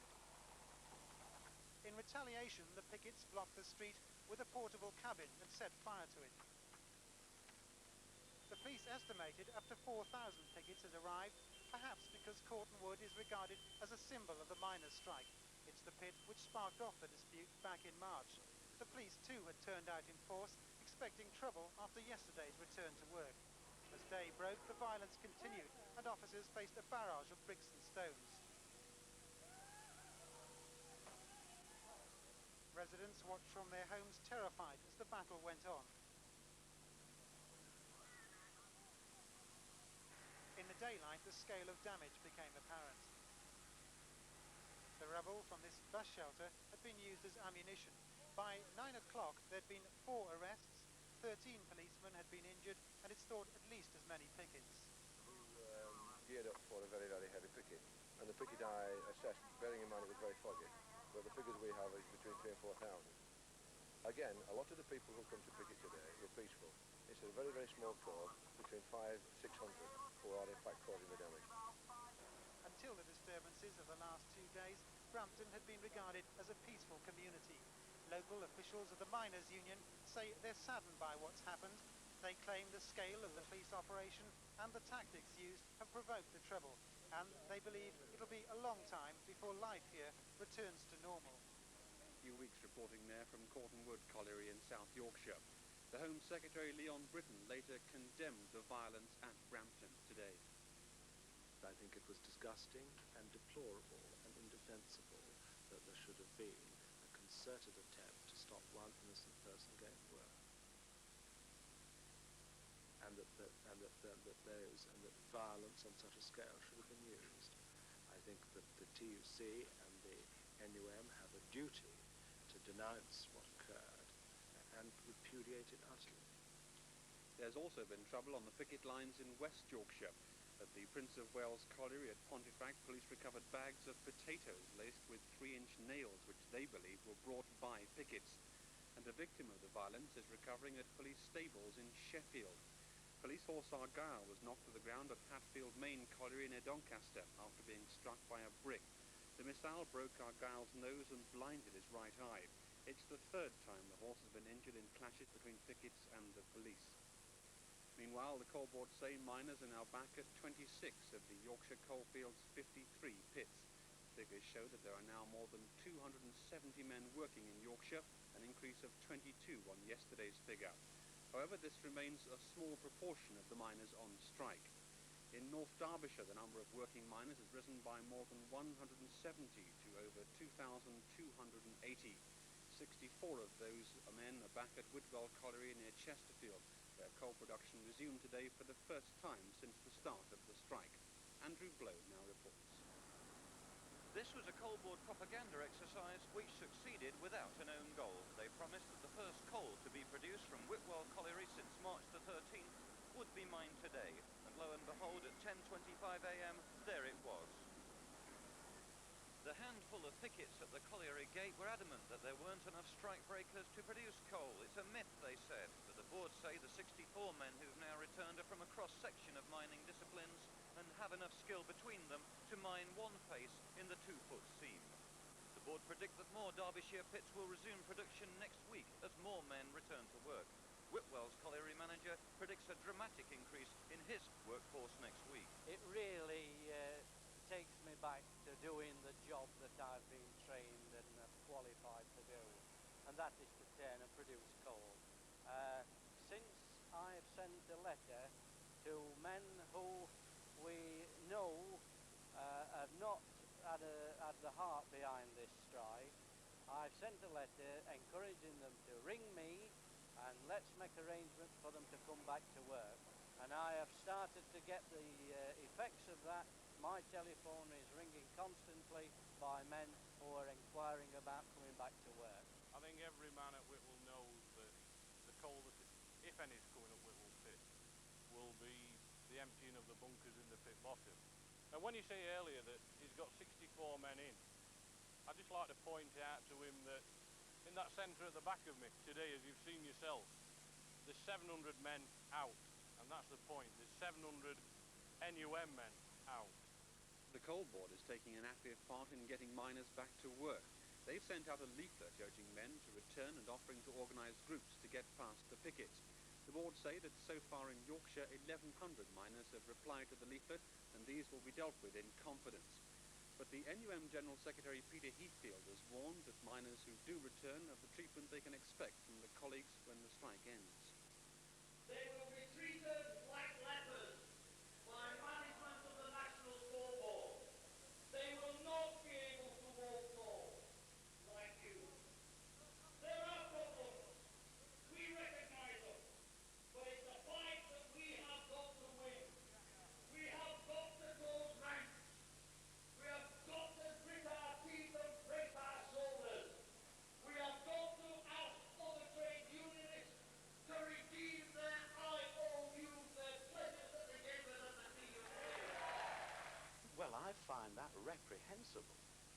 I think it certainly ought to worry Mr. Scargill.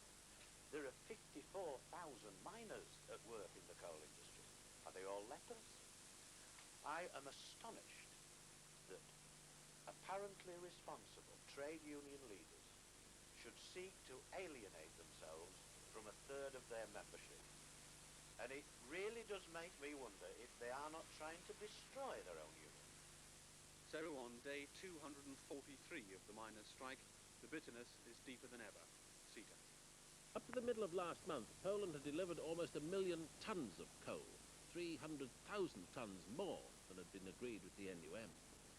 The progress of the strike has been followed closely in Poland through television reports such as the one you're about to see, using film from British television, but with its own rather different commentary. Orgreave in Yorkshire, one of many places where social problems are troubling Great Britain. Since June the 19th, however, something new has happened. Over 3,000 policemen were sent against miners picketing a local coking plant. Special detachments as well as mounted police were brought into the action. The British could associate such scenes only with Ulster, for indeed the situation in Orgreave was similar to the one in Ireland. 200 wounded, 300 arrested. The leader of the miners' union, Arthur Scargill, was maltreated. The Battle of Orgreave has become the symbol of the change of the image of the United Kingdom in the world, as well as among the British themselves. The changes were caused by the longest and toughest strike in the post-war history of the country. First, Houghton wood coal mines ceased operating. Soon afterwards, 80% of miners refused to work as a protest against the plans to close down 20 coal mines and make 20,000 people redundant. Here is Alamo, one of the first groups of pickets. Thousands of pickets have been formed. They call themselves Scargill Flyers.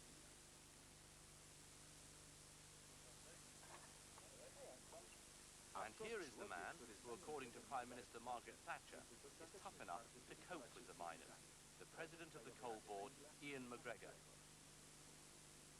He plans to close down 100 out of 174 British coal mines as being unprofitable. He means to make redundant 100,000 people. That means death for hundreds of mining settlements, just like this one. And yet coal mining used to be the pride and power of the United Kingdom, the base of its economic development. The miners who handed down this profession from one generation to another were the working class aristocracy.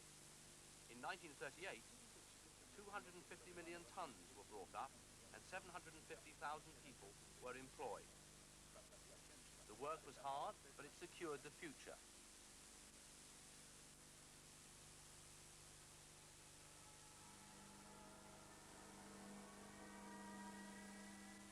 The mass closure of mines started in the 60s when cheap Middle Eastern oil held sway.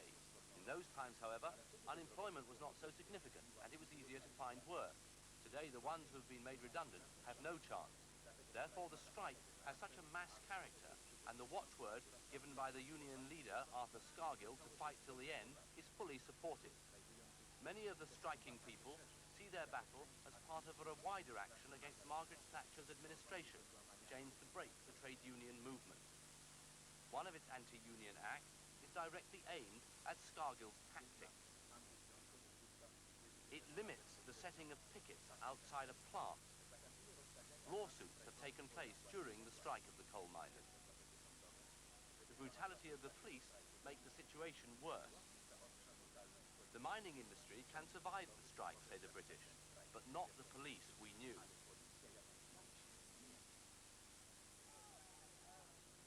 The government holds some important cards.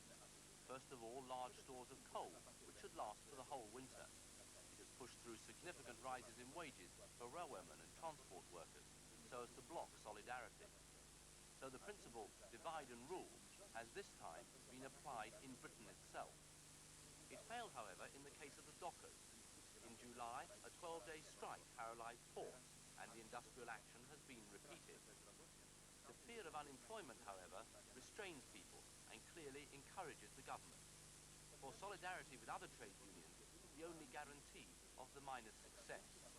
The Congress of British Trade Unions, in session in Brighton at the beginning of September, gave support to the strikers. Its practical effect, however, are still an open question. The Congress appealed for no one to cross the picket lines of miners and for financial assistance, however, allowing individual trade unions a free hand. Financial support is especially urgent. Since the strike started, they have neither received their wages, nor, as in other Western European countries, had them made up from union funds. They help each other by organising canteens and by sending food parcels. Margaret Thatcher believes that her government's only task is to maintain order. She also repeats the maxim that bending before the mob will mean the end of democracy. Therefore, every day and every night, thousands of policemen clash with thousands of workers. These desperate people, whose lives have been changed at a stroke into suffering, confrontation and deprivation, have lost too much to give in.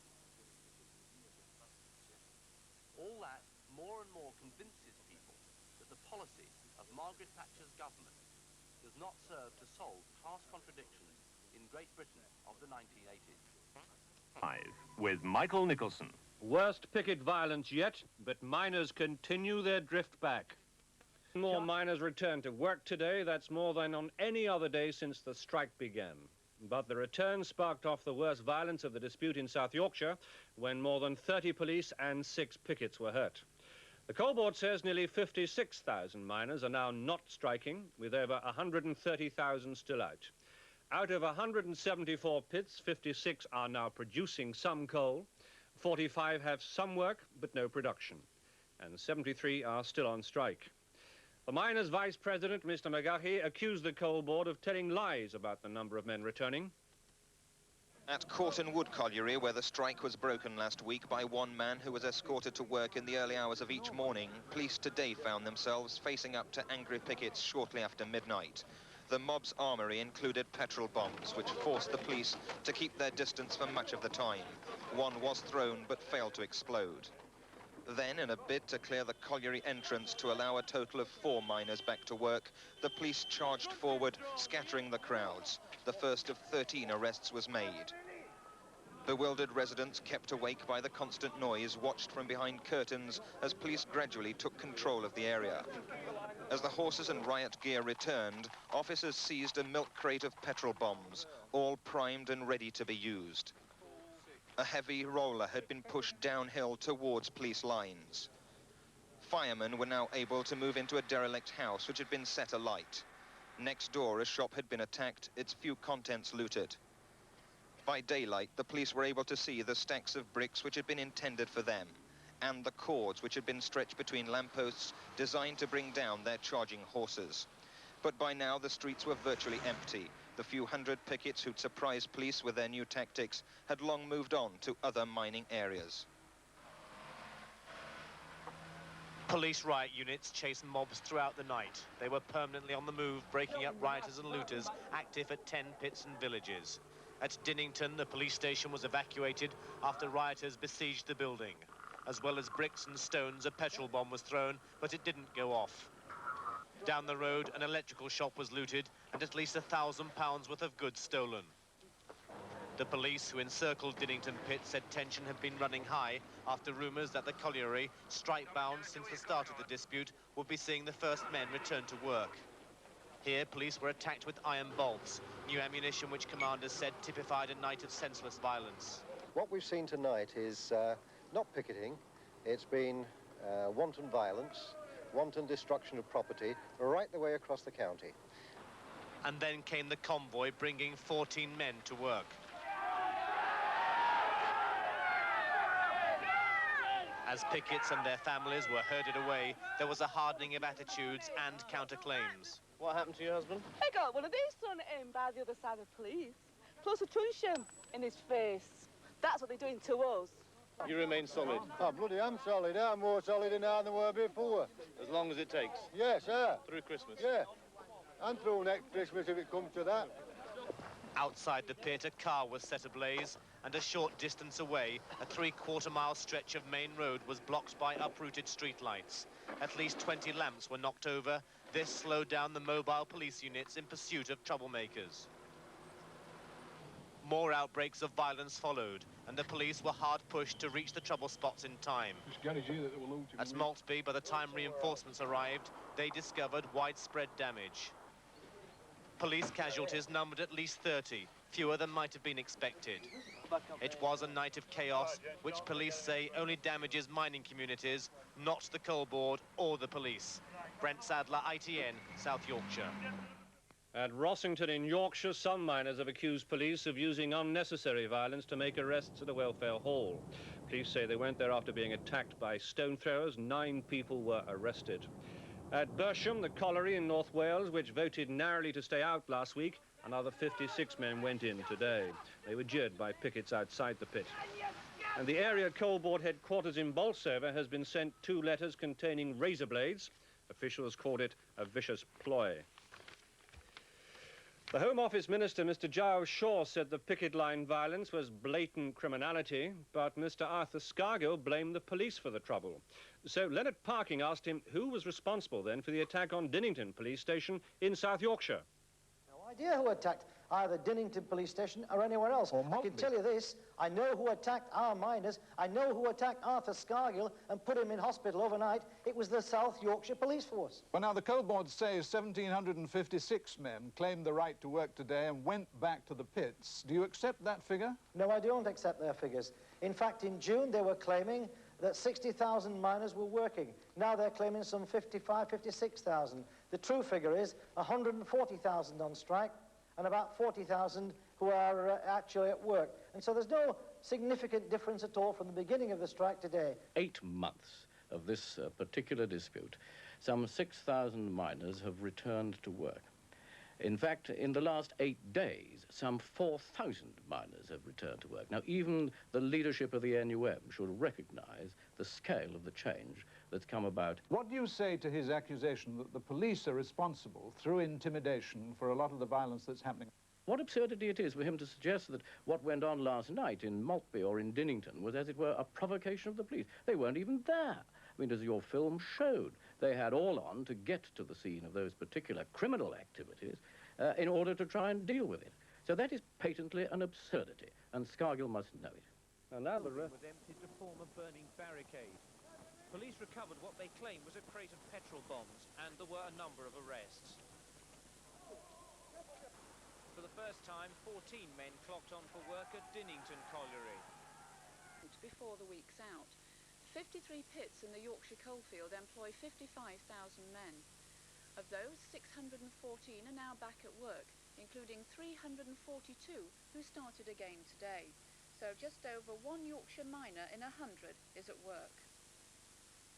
In North Derbyshire, the return to work has gathered pace more quickly. 8,500 miners are normally at work in the coalfield. Today, over a quarter of them clocked on, including over 500 new starters. That means about a third of North Derbyshire's miners are now at work. The coal board described the return to work as stupendous. The NUM says that as far as it's concerned, the strike is still solid. But whatever the arguments about the figures, and split between those on strike and those at work is growing. So what effect is that having on the mining communities? 2 men who are helping people to cope with that bitterness are in the studio. The Reverend... Concentration of pickets was in South Yorkshire, where they were met by large numbers of police, many in riot gear. On the whole, there was little violence, but there were clashes between police and 600 pickets outside Frickley Colliery near Pontefract. The pickets built barricades across several roads in South Emsall as they stoned police from side streets. The violence erupted as 4 men returned to work at Frickley for the first time since the strike began. A number of petrol bombs were thrown, but all failed to ignite. Over 40 policemen received minor injuries. 3 pickets were arrested. Another casualty of the violence was police horse Rillington, who was hit by a brick. The 12-year-old bay gelding was cut on the forehead, and police said if it hadn't been for his eye shield, it would have been necessary to put him down. The atmosphere remained tense in the South Yorkshire coalfield last night. From the start of police operations, it became clear that senior officers were anxious to avoid a large-scale repetition of Monday's violence. Colliery entrances were kept clear, whilst officers patrolled surrounding fields. In the streets of the pit villages, mobile support units kept pickets and residents on the move. In the convoy to Thurcroft Pit, 33 NUM members, 11 of them new starters. But the constant police presence brought anger from those who feared the move might provoke fresh trouble. There wouldn't be trouble if the police weren't here. Even police If they just let the lads picket, there wouldn't be any trouble. Trouble did flare in several areas, including Barrow, where police were stoned and power lines brought down, cutting off supplies to the villages of Worsborough and Ward Green. At Dinnington, where there'd been angry clashes 24 hours earlier, police road checks were mounted at each end of the village, with every car stopped and questioned. Earlier, police had reported steel wires stretched across the road, but at the pit gates, where around 100 pickets were heavily outnumbered, there was no trouble. The convoy, carrying 17 men into work, swept through without incident. The same was true at Maltby, where 15 men reported for work. That's 2 more than yesterday. In Brampton, police brought 4 men out of Houghton Wood pit before pickets could assemble. Officers maintained a low-key presence throughout the morning in an obvious attempt to cool the anger felt against the police here. But that anger still remains in Brampton and throughout the county. An uneasy calm may have returned, but both sides are well aware that a further flashpoint could occur at any time. Another 3 men returned to work at Park Mill Colliery at Clayton West near Huddersfield today, bringing the total to 10. Again, they were transported into the pit in a transit van escorted by police. Although there was no trouble on the picket line, the police presence this morning was much greater than yesterday. Just over 30 pickets were waiting outside the colliery and pushed forward jeering as the van drove through the gates.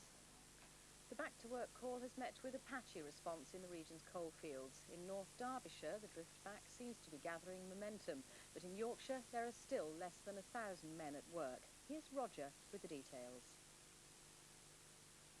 In Yorkshire, add up the board's figures for strikers and workers. The grand total is, he says, 7,000 more miners than there actually are in the entire country.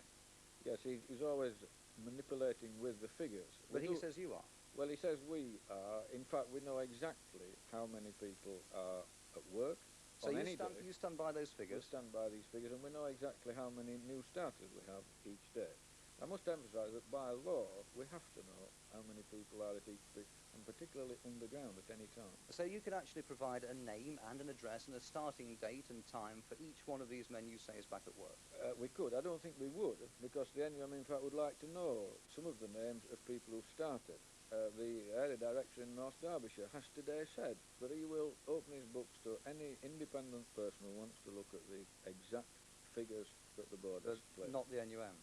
Not the NUM, no. Right, now what about the fact that Mr Scargill also says that some miners have gone back to work, he admits that, but others have rejoined the strike, so in fact there's no change in the overall situation, the strike is as solid as ever? Well, there are odd cases, obviously, of people who return to work and then for illness or some other cause they drop off. We have had cases like that. Equally, we've got cases who've worked, gone off for a day or two and then joined back at work. But doesn't the very fact that this does happen make it difficult to produce accurate figures? That is the difficulty in producing figures. We pay particular attention to the total number at work on any day and the total number of those men each day who are new starters. In other words, that's the first day that they've been back. OK, now, no matter how many men have gone back to work, no coal has been produced in Yorkshire as yet. How many men need to go back to work to actually produce coal? This is a figure which varies immensely from pit to pit.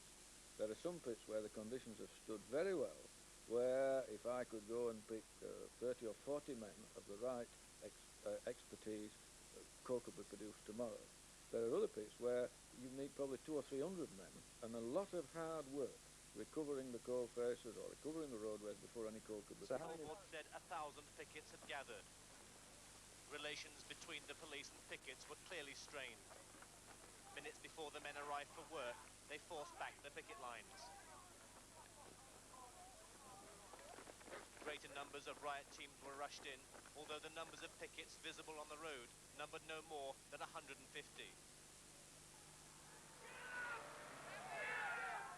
miners, an increase of 2 on yesterday, reported in. The police then moved immediately against the pickets and came under attack by stones. The search moved on to a railway embankment, and to their surprise, the police found 1 man. One here! One here, look here! Have you got one? Lucky you! Oh, dear. There were excuses, the officers had none of it, and arrest was automatic. Brent Sadler, ITN, West Yorkshire. A massive police escort signalled the arrival of a green coach carrying just one man back to work for the first time at the small, close-knit Goldthorpe colliery. For the handful of bewildered pickets, his colleagues, it was a bitter blow. Hundreds of policemen dressed in riot gear followed the coach in to make certain this one man went to work. Safely inside, he leapt out of the vehicle, ignoring pleas to talk to NUM officials. Dozens of police were then marched across the forecourt as a few more pickets arrived. They were baffled by what was happening. There's about 150 police here this morning. There's 8 of us here. I don't know why there's all these police here. The answer came 5 hours later, by which time a similar amount of pickets had gathered, all aware the strike had cracked. As the lone worker was driven home, tempers snapped, and the pushing and shoving turned to fighting and stone-throwing. Police swarmed through the main street, scattering crowds as they went. In all, 9 people were arrested. Shoppers had long cleared the pavements, sensing that this would happen. Many of them blamed the police for causing it by drafting in so many to protect just one person. Tonight, the atmosphere remains tense. Police are still out in force. Terry Lloyd, ITN, Goldthorpe. Them through the picket lines. Another 250 men returned to Yorkshire pits today, making the total 1,055. That's about 2% of the total workforce of 55,000. The strike. Councillors in South Yorkshire heard that the county has to pay out a total of £29 million in police costs since the dispute began. Last week alone, the bill was £1 million. The Chief Constable, Peter Wright, arrived for a meeting of the Police Committee in Barnsley this morning, armed with a list of possible economies. He said cuts of around £1 million would make the police less effective, but they wouldn't necessarily make the force inefficient. The committee agreed with most of his suggestions, including the cancellation of some training schemes, but they turned down some, including a proposal that up to 80 new officers shouldn't be recruited for the time being. And they agreed not to pursue a controversial plan to disband the force's mounted section. But the committee chairman, George Moores, emphasised that the council might be forced to reconsider that decision if the government doesn't come up with more money. The relationship between police and the pickets has been one of the main issues of the coal dispute. Miners' leaders have consistently blamed police for any violence, but the police have often produced evidence of violence against them. At Maltby Colliery in September, officers came under fire from pickets using catapults and lead slugs. Police in the thick of things have got used to a barrage of bricks and bottles. Many have the scars to remind them of a tour of picket duty. Large steel bolts have been amongst this week's missiles, and a crate of petrol bombs was discovered. Such incidents last night prompted TUC General Secretary to condemn violence by pickets when he spoke to an NUM rally in Wales. His comments didn't make him a popular figure. For I have to say that any miner who resorts to violence wounds the miner's case far more than they damage their opponent's resolve. Violence creates more violence. And out of that extra violence is built not solidarity, but despair and defeatism.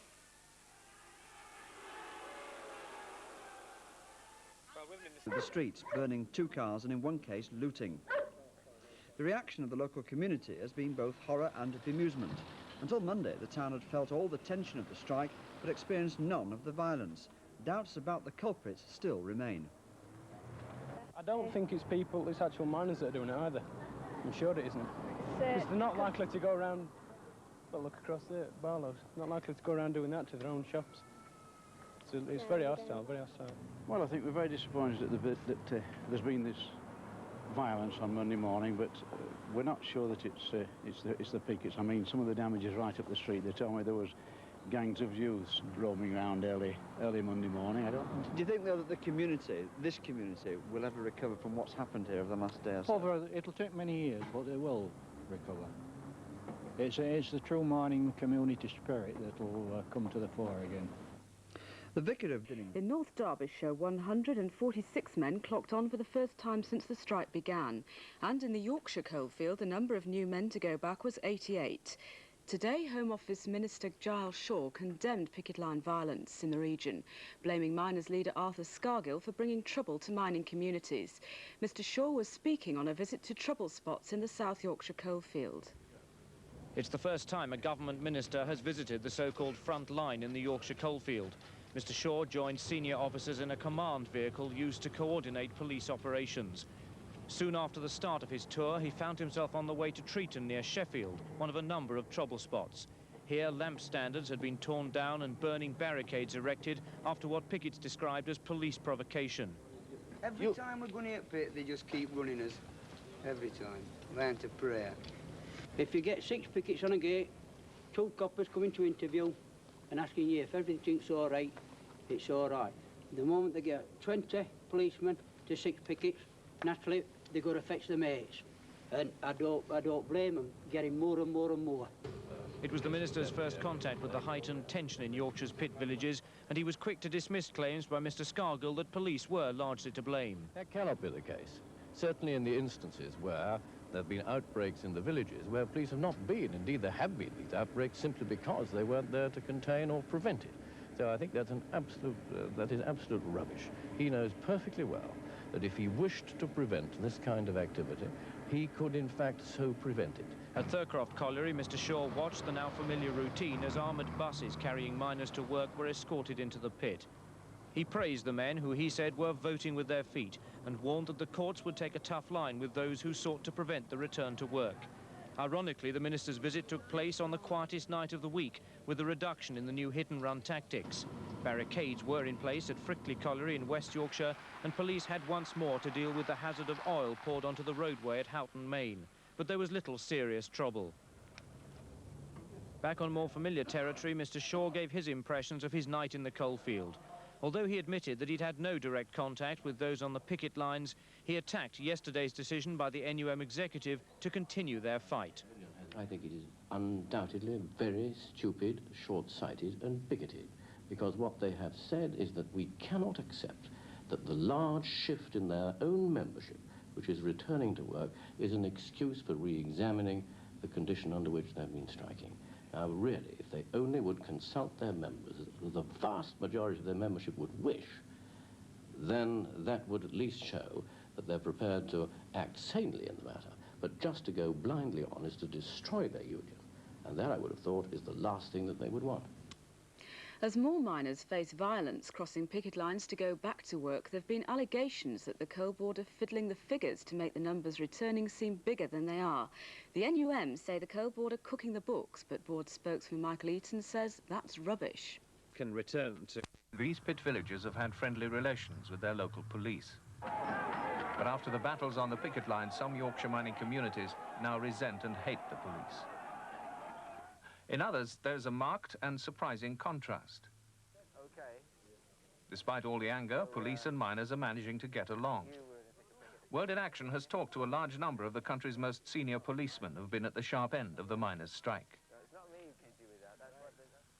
Many of them believe that the different views of the police in mining villages can largely be explained by different police tactics on the picket lines.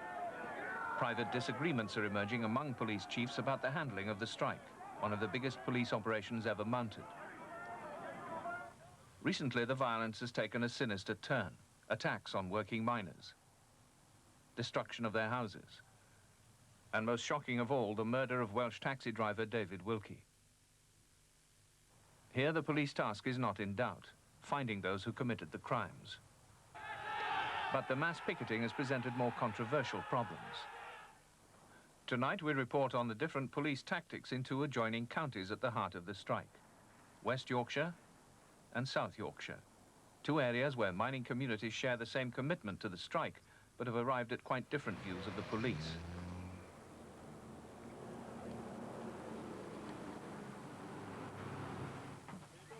Midnight at West Yorkshire Police Force's headquarters in Wakefield. The first units are being dispatched throughout the country. One possible flashpoint is Welldale Colliery at Castleford. 2 days before, they'd been burning barricades. the pit officers had been broken into and ransacked. But now an unlikely alliance has been formed. Now, those miners who are on strike have said, both to us and to the management, that they would like to, in fact, police their own colliery to prevent damage happening there. Down at Welldale, it's quiet, and the police have agreed to withdraw. We are responsible enough to look after our own pit.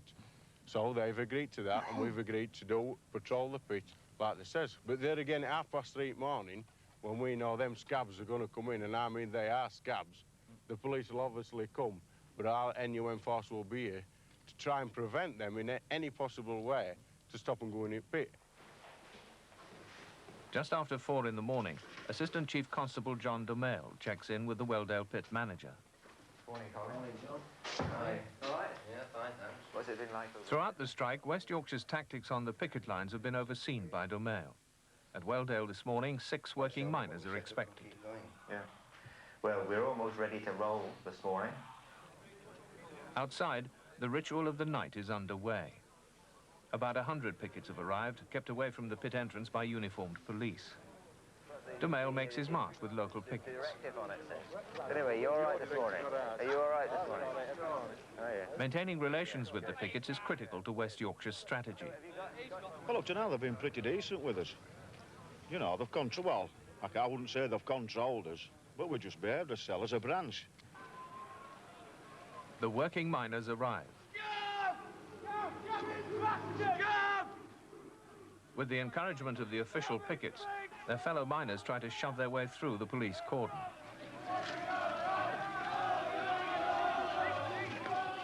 In fact, the pickets could walk through a clear gap to the side, but the ritual of the shove is more important. One picket is arrested. Dumail would prefer that not to have happened. In an instant, it can sour the atmosphere, which resembled a rugby match more than a picket. Many policemen in mining areas have felt uneasy about their role in the strike. Often they come from mining communities and have some sympathy for the miners' cause. Some senior officers dislike being caught in the middle of the confrontation between the government and the miners, when their real job is to police the community and keep its support. Here we have a dispute that I'm not very happy about.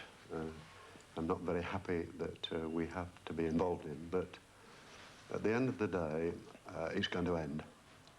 The whole thing will come to a full stop, God willing, very soon. It might be tomorrow, it might be several months, but one day it will happen. And I and my officers will be left with the bits and pieces to pick up. I am not prepared to submit to mob rule. But on the other hand, I say, there will be occasions when I have to remember that I am policing communities that I'll have to police at the end of the day. West Yorkshire have become known as the softly, softly police force. They see their role on the picket line as defensive. Every morning at every pit, whether or not violence is expected, whether or not there's been violence at that pit the day before, police start off in ordinary uniform. West Yorkshire's chief training officer is Superintendent David Clarkson. Suppose, for example, you have a rowdy picket. It's essentially peaceful, but it's rowdy. A couple of stones then start coming. What's your response to that? We would not react at all. We would still remain as normal policemen.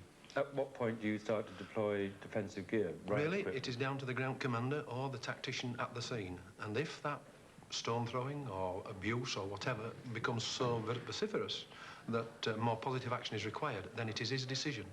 And he has got to bear in mind the policy that is given by the chief constable, that we are community policemen at heart.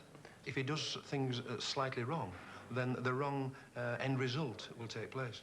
What do you mean? Well, if, for example, we've been talking earlier about putting men into riot gear at the wrong time. If that ground commander does exactly that, then the problem arises that we have a riot when really, if things had been taken a little bit slowly, then it would not have occurred. 6 a.m. at Denby Grange pit near Wakefield. Police say 400 pickets from different areas have gathered. There are so many people out the other side of that police line at the moment that they could push the police line back, and I really only put the horses there to remind them that we're not going to be pushed back. Right, we're not going to be pushed back. They will stand where they are and picket peacefully. West Yorkshire have strict rules about the use of horses. If used to disperse a crowd, they first nudge against the pickets sideways. If this fails, they can walk through the crowd. Charging is prohibited. Even trotting is ruled out. We find, and this is why we've got to be so careful, for example, if we use horses, which we normally use at football matches anyhow, where we have very few problems with the use of horses, but if we use those same horses in a picket situation, then we, for example, instead of just walking, they trot. In some picket situations, that can cause an offensive aggression by the pickets. Denby Grange has been a key test of West Yorkshire's softly, softly strategy. On October the 29th, 44 policemen were injured trying to hold back a picket of 3,000 people. Stones were thrown, but riot gear was not used until the last moment because ground commanders thought it would result in even more injuries. The tactics require great patience by the men on the ground. You've been using the softly, softly policy now throughout the strike. What's your assessment of it? Is it working or is it not working? Well, where there's been mass pickets at Denby Grange, the biggest we've seen, really, it has worked in the long run. It has worked. There's been some mornings when we've had 1,500 and 3,000 have come and they've just walked away and there's been nothing. We stand and take a lot more than other forces do. Just before 7, 200 working miners are expected shortly. Police say there's over 1,000 pickets and police dogs have arrived to guard the pit perimeter. Are you anxious at the moment? A little. What is it about this particular picket that makes you a little anxious? Well, it is always likely to be difficult when you've got people that come from many different parts of the country. Why is that exactly, do you think? Well, I think that people are always are better behaved when they're working on their own ground. Does the same argument apply to the police here? Yes, I think it does. When you're talking to the pickets, they don't like it at all. They prefer it to stay local. But in view of the numbers of pits that have gone back and the number of pickets that are turning up, there's no way that can happen. And the other police forces, they think we're policing in a different way to where they've been before, South Yorkshire particularly. It's hard. We were talking to some lads from Northants yesterday, and it's hard for them they've been in Nottinghamshire, where as soon as the work scabs shout and they can start taking prisoners, coming up here and having to then alter to our system of policing. As dawn breaks, nearly 200 working miners arrive at Denby Grange.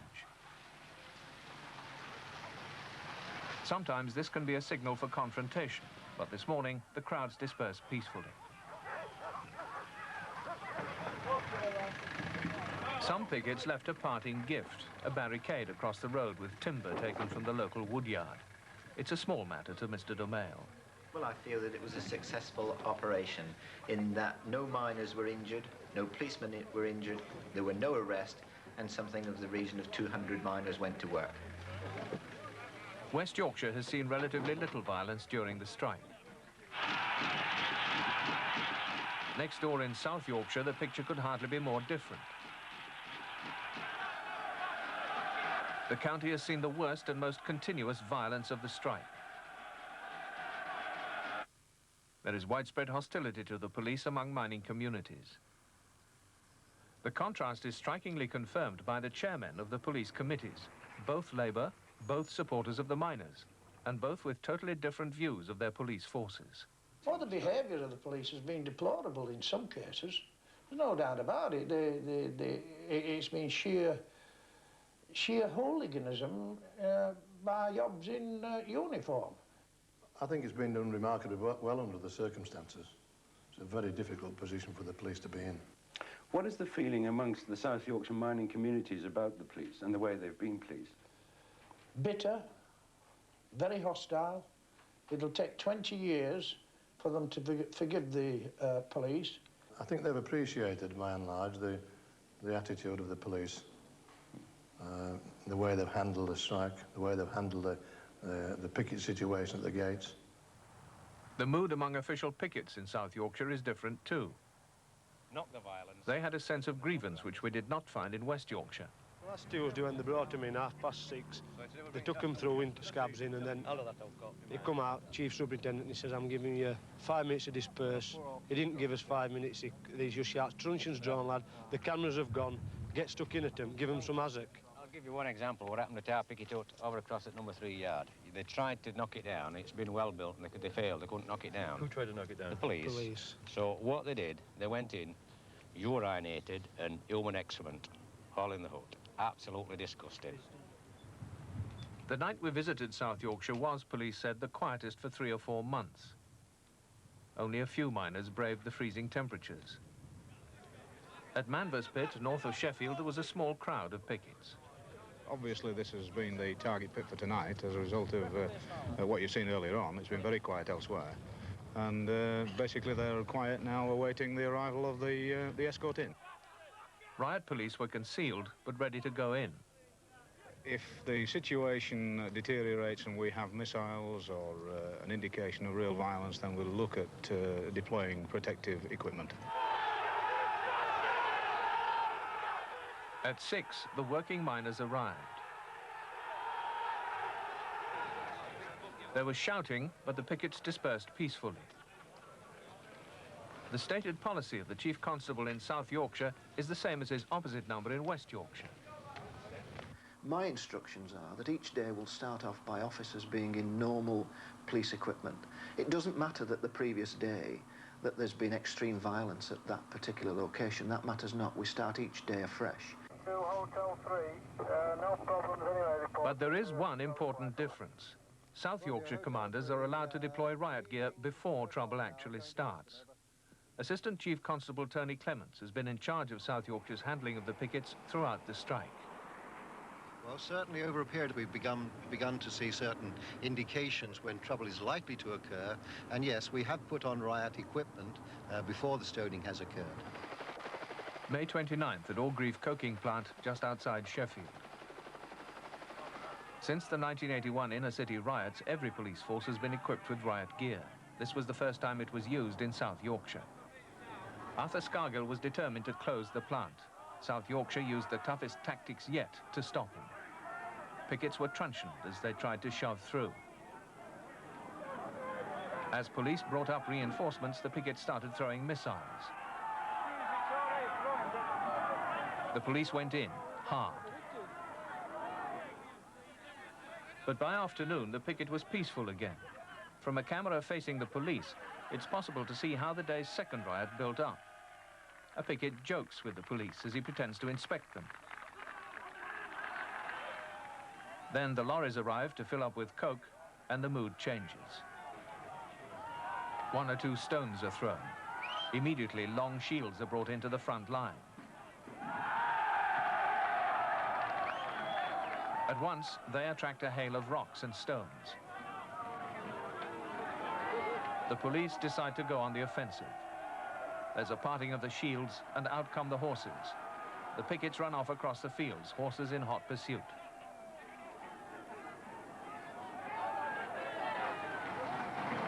As they return, policemen bang and clap their shields in appreciation, like infantry applauding returning cavalry.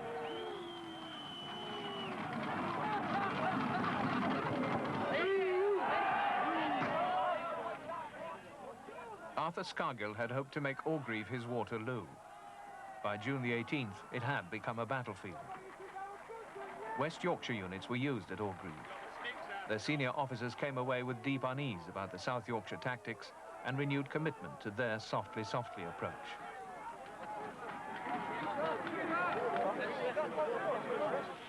By late summer, some Yorkshire miners were returning to work. In South Yorkshire, the hard tactics continued and the hostility increased. But doesn't the banging of riot shields by policemen add to that feeling of battle and war? Yes, it does. And any police action, if you're seeking to criticise it, can be called provocative. And the movement of police officers to deal with a situation developing in a mining village is seen as provocative. And I know if I was standing on the picket line there and I saw van loads of policemen suddenly appear, I wouldn't start to question the reason why they were there. I would just be, shall we say, critical of the fact that they were. Now, I feel that the banging on shields is provocative, and I've said it shall not happen.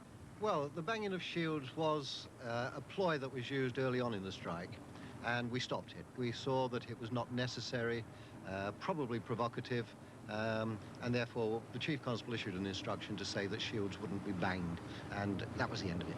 Do you regret that that ploy was used? Well, I'm not saying that I regret it, because it was something that we were doing because we thought it was right to do it. The officers thought it was right. I don't like it. I stopped it because it doesn't achieve anything and it can be seen as provocative. But it happened in June in Orgreave. It happened at Kiverton, I understand, in September. Yes, it happened at Orgreave, and I didn't ban it then, but I did when it started to go into the villages and when you were dealing with much smaller numbers. Kiverton Park village became another test of strength between South Yorkshire miners and police. Now, like other mining communities, it's full of hatred. We were one of the first parishes in South Yorkshire to set up a community bobby. Now then, we had a very high regard for this man. But now, especially the older end, and this is frightening, especially the older end, it's always had a very good regard for the police. They've seen the violence from both sides, and most of the violence has gone through this village, up round the old age pensioners' bungalows. They hate police because of what they've seen. I was always brought up that I could rely on a policeman. If I wanted help, I could go to him. But now, no. Chief Constable Peter Wright acknowledges the hostility. It's very strong, certainly within some sections. I don't say the complete community, but if someone called a meeting in any of the mining villages in the heartland of the strike, it would be well attended, and all those people who were there would be there to criticise the police. They wouldn't be there to support us. It's got to be accepted that individual police officers have done things that they should not have done. I've got about 105 complaints against members of this force, which indicate that that is the case, and those complaints will be fully investigated. Now, once again, we've been at it for 9 months. Sometimes we get it wrong. We put too many policemen in. We misjudge the situation. We're working in the dark. I mean, literally in the dark. We don't know particularly how many numbers are out there. All we know is that there's a hostile group of people who are throwing stones and seeking to cause injuries to police officers. The police committees, the NUM officials, the pickets in West Yorkshire speak by and large favourably of the police. In South Yorkshire, it's completely the opposite. Well, I don't know. You're telling me that. I don't know that that is the case. I think that the situation is exactly the same. The problems, the policing is exactly the same. But some other forces believe their policing is different. And it's not just West Yorkshire. In Derbyshire, a split mining community and possible flashpoint for violence, police have also used softly tactics. And despite mass picketing, there's been little trouble. Horses and riot gear have never been used in the strike. Today, the National Council for Civil Liberties published the most detailed report so far on the police and the miners. They claim South Yorkshire has taken a markedly different approach from its neighbours. On the ground, one sees a much more aggressive and rough handling of pickets. There's much more use of riot police, helmets, shields. There's a much greater tendency, rather than to passively contain crowds, but to disperse them through the use of horses, dogs, batons.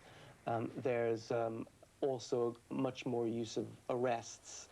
One can only ponder what would have happened had there been an Orgreave at West Yorkshire. It is true to say that South Yorkshire is a more strategic area as far as the industrial dispute is concerned. But even allowing for that, the differences that we found are quite striking. And I certainly believe that much of it has to do with the way the dispute has been policed in those two areas quite differently. There's a further important contrast between West and South Yorkshire. Both counties have similar numbers of miners, but South Yorkshire has a much smaller police force, just over 2,000 compared with 6,000. They've had to rely much more on police from other forces. We've heard many criticisms of outside forces, but a torrent of abuse against one force in particular: the London Metropolitan Police. The Met considers itself the elite force of public order policing. Our policemen are used every day and every week in London to dealing with fairly major and fairly aggressive demonstrations. The way that they police those demonstrations attracts worldwide acclaim. I am aware that in the midst of all of this, there is still some feeling that the Metropolitan Policemen have a bad reputation. Derbyshire Police sent several Met officers home after a late-night drinking incident in a mining village when a Met inspector challenged local miners to have a go. A number of senior policemen in mining areas have been angered by what they see as the high-handed attitude of some Met policemen. I've seen Metropolitan Police spitting at people, kicking them on the shins, standing in front of them, smiling while they're doing it. They were the originators of the goading and the baiting, like throwing coins in front of a picket and saying, come on, lad, let's have a go. Let's see how tough you Yorkshire bastards are. The taunting is, as regards them waving pay packets at us and saying, this is a good thing for us. You know, while you're out on strike, we're getting overtime. We can afford holidays in Spain, Bermuda, one thing and another. Church leaders, community leaders, people with enormous responsibilities in the everyday running of community life, these are the people who are pointing a finger at the Metropolitan Police. Wear the white shirts. Everybody recognises the Mets. They're the most hated force on the picket line. There is an amazing abundance of stories from people in the mining villages, miners, the community, from local politicians, and indeed from some of the provincial policemen themselves about the Met, all of them critical. Yes, I'm aware of this feeling, but you really can't throw at me a bland fact that there's a lot of feeling about that. What I would respond to that is that there are only far fewer than 20 people felt so strongly that they felt they had to complain. I think there's one additional factor as well. Our policemen are uniquely identifiable up in the coal dispute. They're the only policemen who wear white shirts. And our policemen are also by far the largest number of policemen up there. And as I say, I think all of these factors put together tend to distort the picture. I've heard criticisms expressed against forces that have come into South Yorkshire, that it's not the South Yorkshire officers, it's those who are coming in from elsewhere. Now, that is very, very unfair. Would you have preferred to have been able to police the strike with your own men? Oh, of course. Why? Well, because my own men know that they've got to police that area tomorrow, and that the manner in which they police it is going to affect the manner in which they're able to police it the next week when the strike is over. The handling of the pickets is now the subject of major disagreements among policemen. Should they enforce the law rigidly and use hard tactics to disperse mass pickets, or should they just contain the crowds passively, using riot gear only as a very last resort, even if that means the law is sometimes broken? To West Yorkshire, the answer is clear. 2 weeks ago, their detectives arrested a number of people in connection with attacks on working miners. Their information came from miners out on strike. Police throughout the mining counties will need the community's help to deal with the new phase of violence. Their tactics on the picket lines may well determine whether or not they get it. Doncaster, the strike appears solid, and according to coal board figures, fewer than 1,000 men have gone back from the two sections. But in the northern area, more than 1,300 miners have returned, and in the south, which is bordered by Derbyshire and Nottinghamshire, more than 2,500 NUM men have gone back. But there are more than 50,000 members of the NUM in Yorkshire, and those figures mean that only 1 man in 10 has broken the strike. There were 20 new faces at Kiverton Park Colliery this morning, bringing the total this week to over 200. And now 60% of the men here are at work. Kiverton Park is one of the weakest links in Yorkshire, traditionally one of the most militant areas of the NUM. The pickets are still out, but now, short of cash and in freezing cold weather, they're depleted in numbers. The coal boards say that Kiverton Park is evidence that the strike in Yorkshire is crumbling. So far, the board has made most progress in South Yorkshire, which accounts for half the Yorkshire miners who've gone back to work. One of the biggest pits in South Yorkshire is Manvers Main. 59 of the Manvers men have gone back already. There are whispers of a big return at Manvers next week. Every day, strikers from Manvers and a neighbouring pit come to this meal centre, where they can get a hot lunch for 10 pence.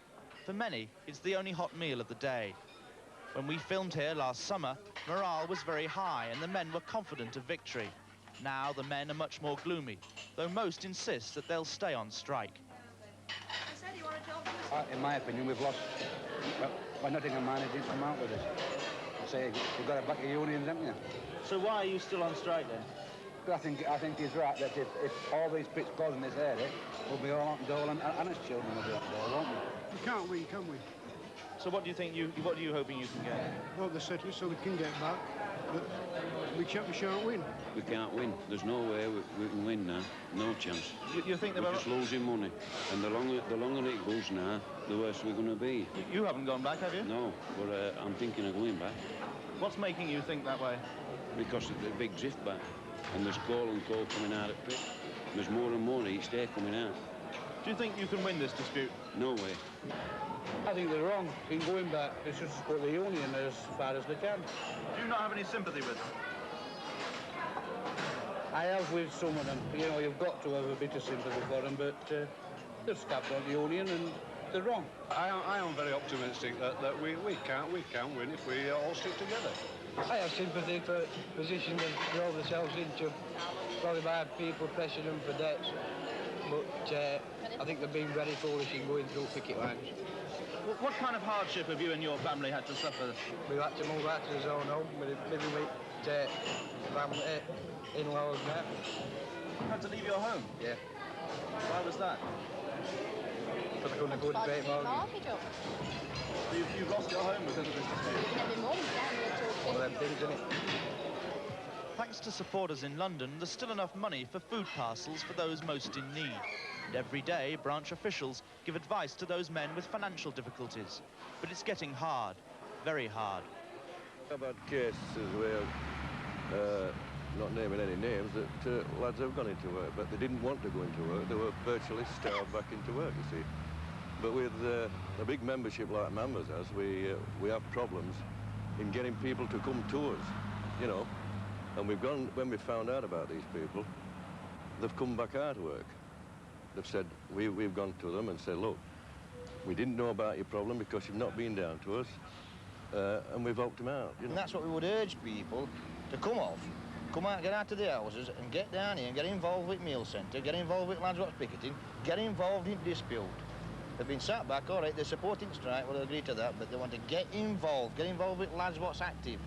That's what it's all about at the end of the day. We all pool our sense together, we all help one another, you know, and that's what it's about, helping one another in this period of time. Howard Wadsworth is NUM delegate at Kellingley Colliery in North Yorkshire. 300 men have gone back at his pit. He was at one time a great supporter of the strike. Now he thinks it's lost. I'm a realist. I think that's the main thing, that I obviously, like other people, analyse what's gone off, what the future holds for us, and obviously I have changed to that degree. I felt that the issue we came out on strike for is still as strong as ever, the issue with the principle. There's nothing wrong with that at all.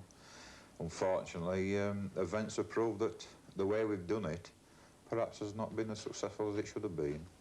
If somebody had said to me, or if somebody had said to Arthur at the beginning of strike, shall we tell the pickets it's going to go on for a year, we would have been laughed out of court, really. People would have said, no, that's never, and the men will never support you. And if there's a victory coming out of it, obviously there's a number of people that have actually stuck by the union. The loyalty they've shown, despite all the reservations that they've got, they've shown a loyalty that no other union in this country would have ever got. And I think that's, if nothing else comes out of it, that's a victory. At Houghton, Maine, in the heart of the Yorkshire coalfield, only 26 men have gone back. The strike here seems as solid as ever. This area around Doncaster and Barnsley is Arthur Scargill's home patch. And the miners in this area have a tradition of militancy. Unlike many of those in South and North Yorkshire, these men seem more determined to stick it out. And after 10 months on the picket lines, are still confident of victory. Don't get us wrong, we want to go back. We'll go back tomorrow, but we're not going back with our tails between our legs. Just to have lasted 11 months is a victory in itself. To have stood what we've stood. And some a lot worse than what we have, especially them in Nottingham. I think also it's brought communities a lot closer together. I mean, around this area it's fantastic. Everybody's helping each other. And it's one big thing that's come out of the strike. It is drawing to a close, but it's drawing to a victory for us, definitely. I think. What makes you think that? Because at the end of the day, coalboard's still stuck with us. You've still got to pay all these millions. We've still got to go back and get coal out. You're going to get so many going back, and it's just going to standstill, and that's it. You know, I think it's getting back to that now. We're not going to get many more now. In Yorkshire, there will always be a hardcore who will never go back without a negotiated settlement. But attitudes here have changed. The talk is less of total victory and more of an honourable agreement. Michael Crick, ITN, Yorkshire.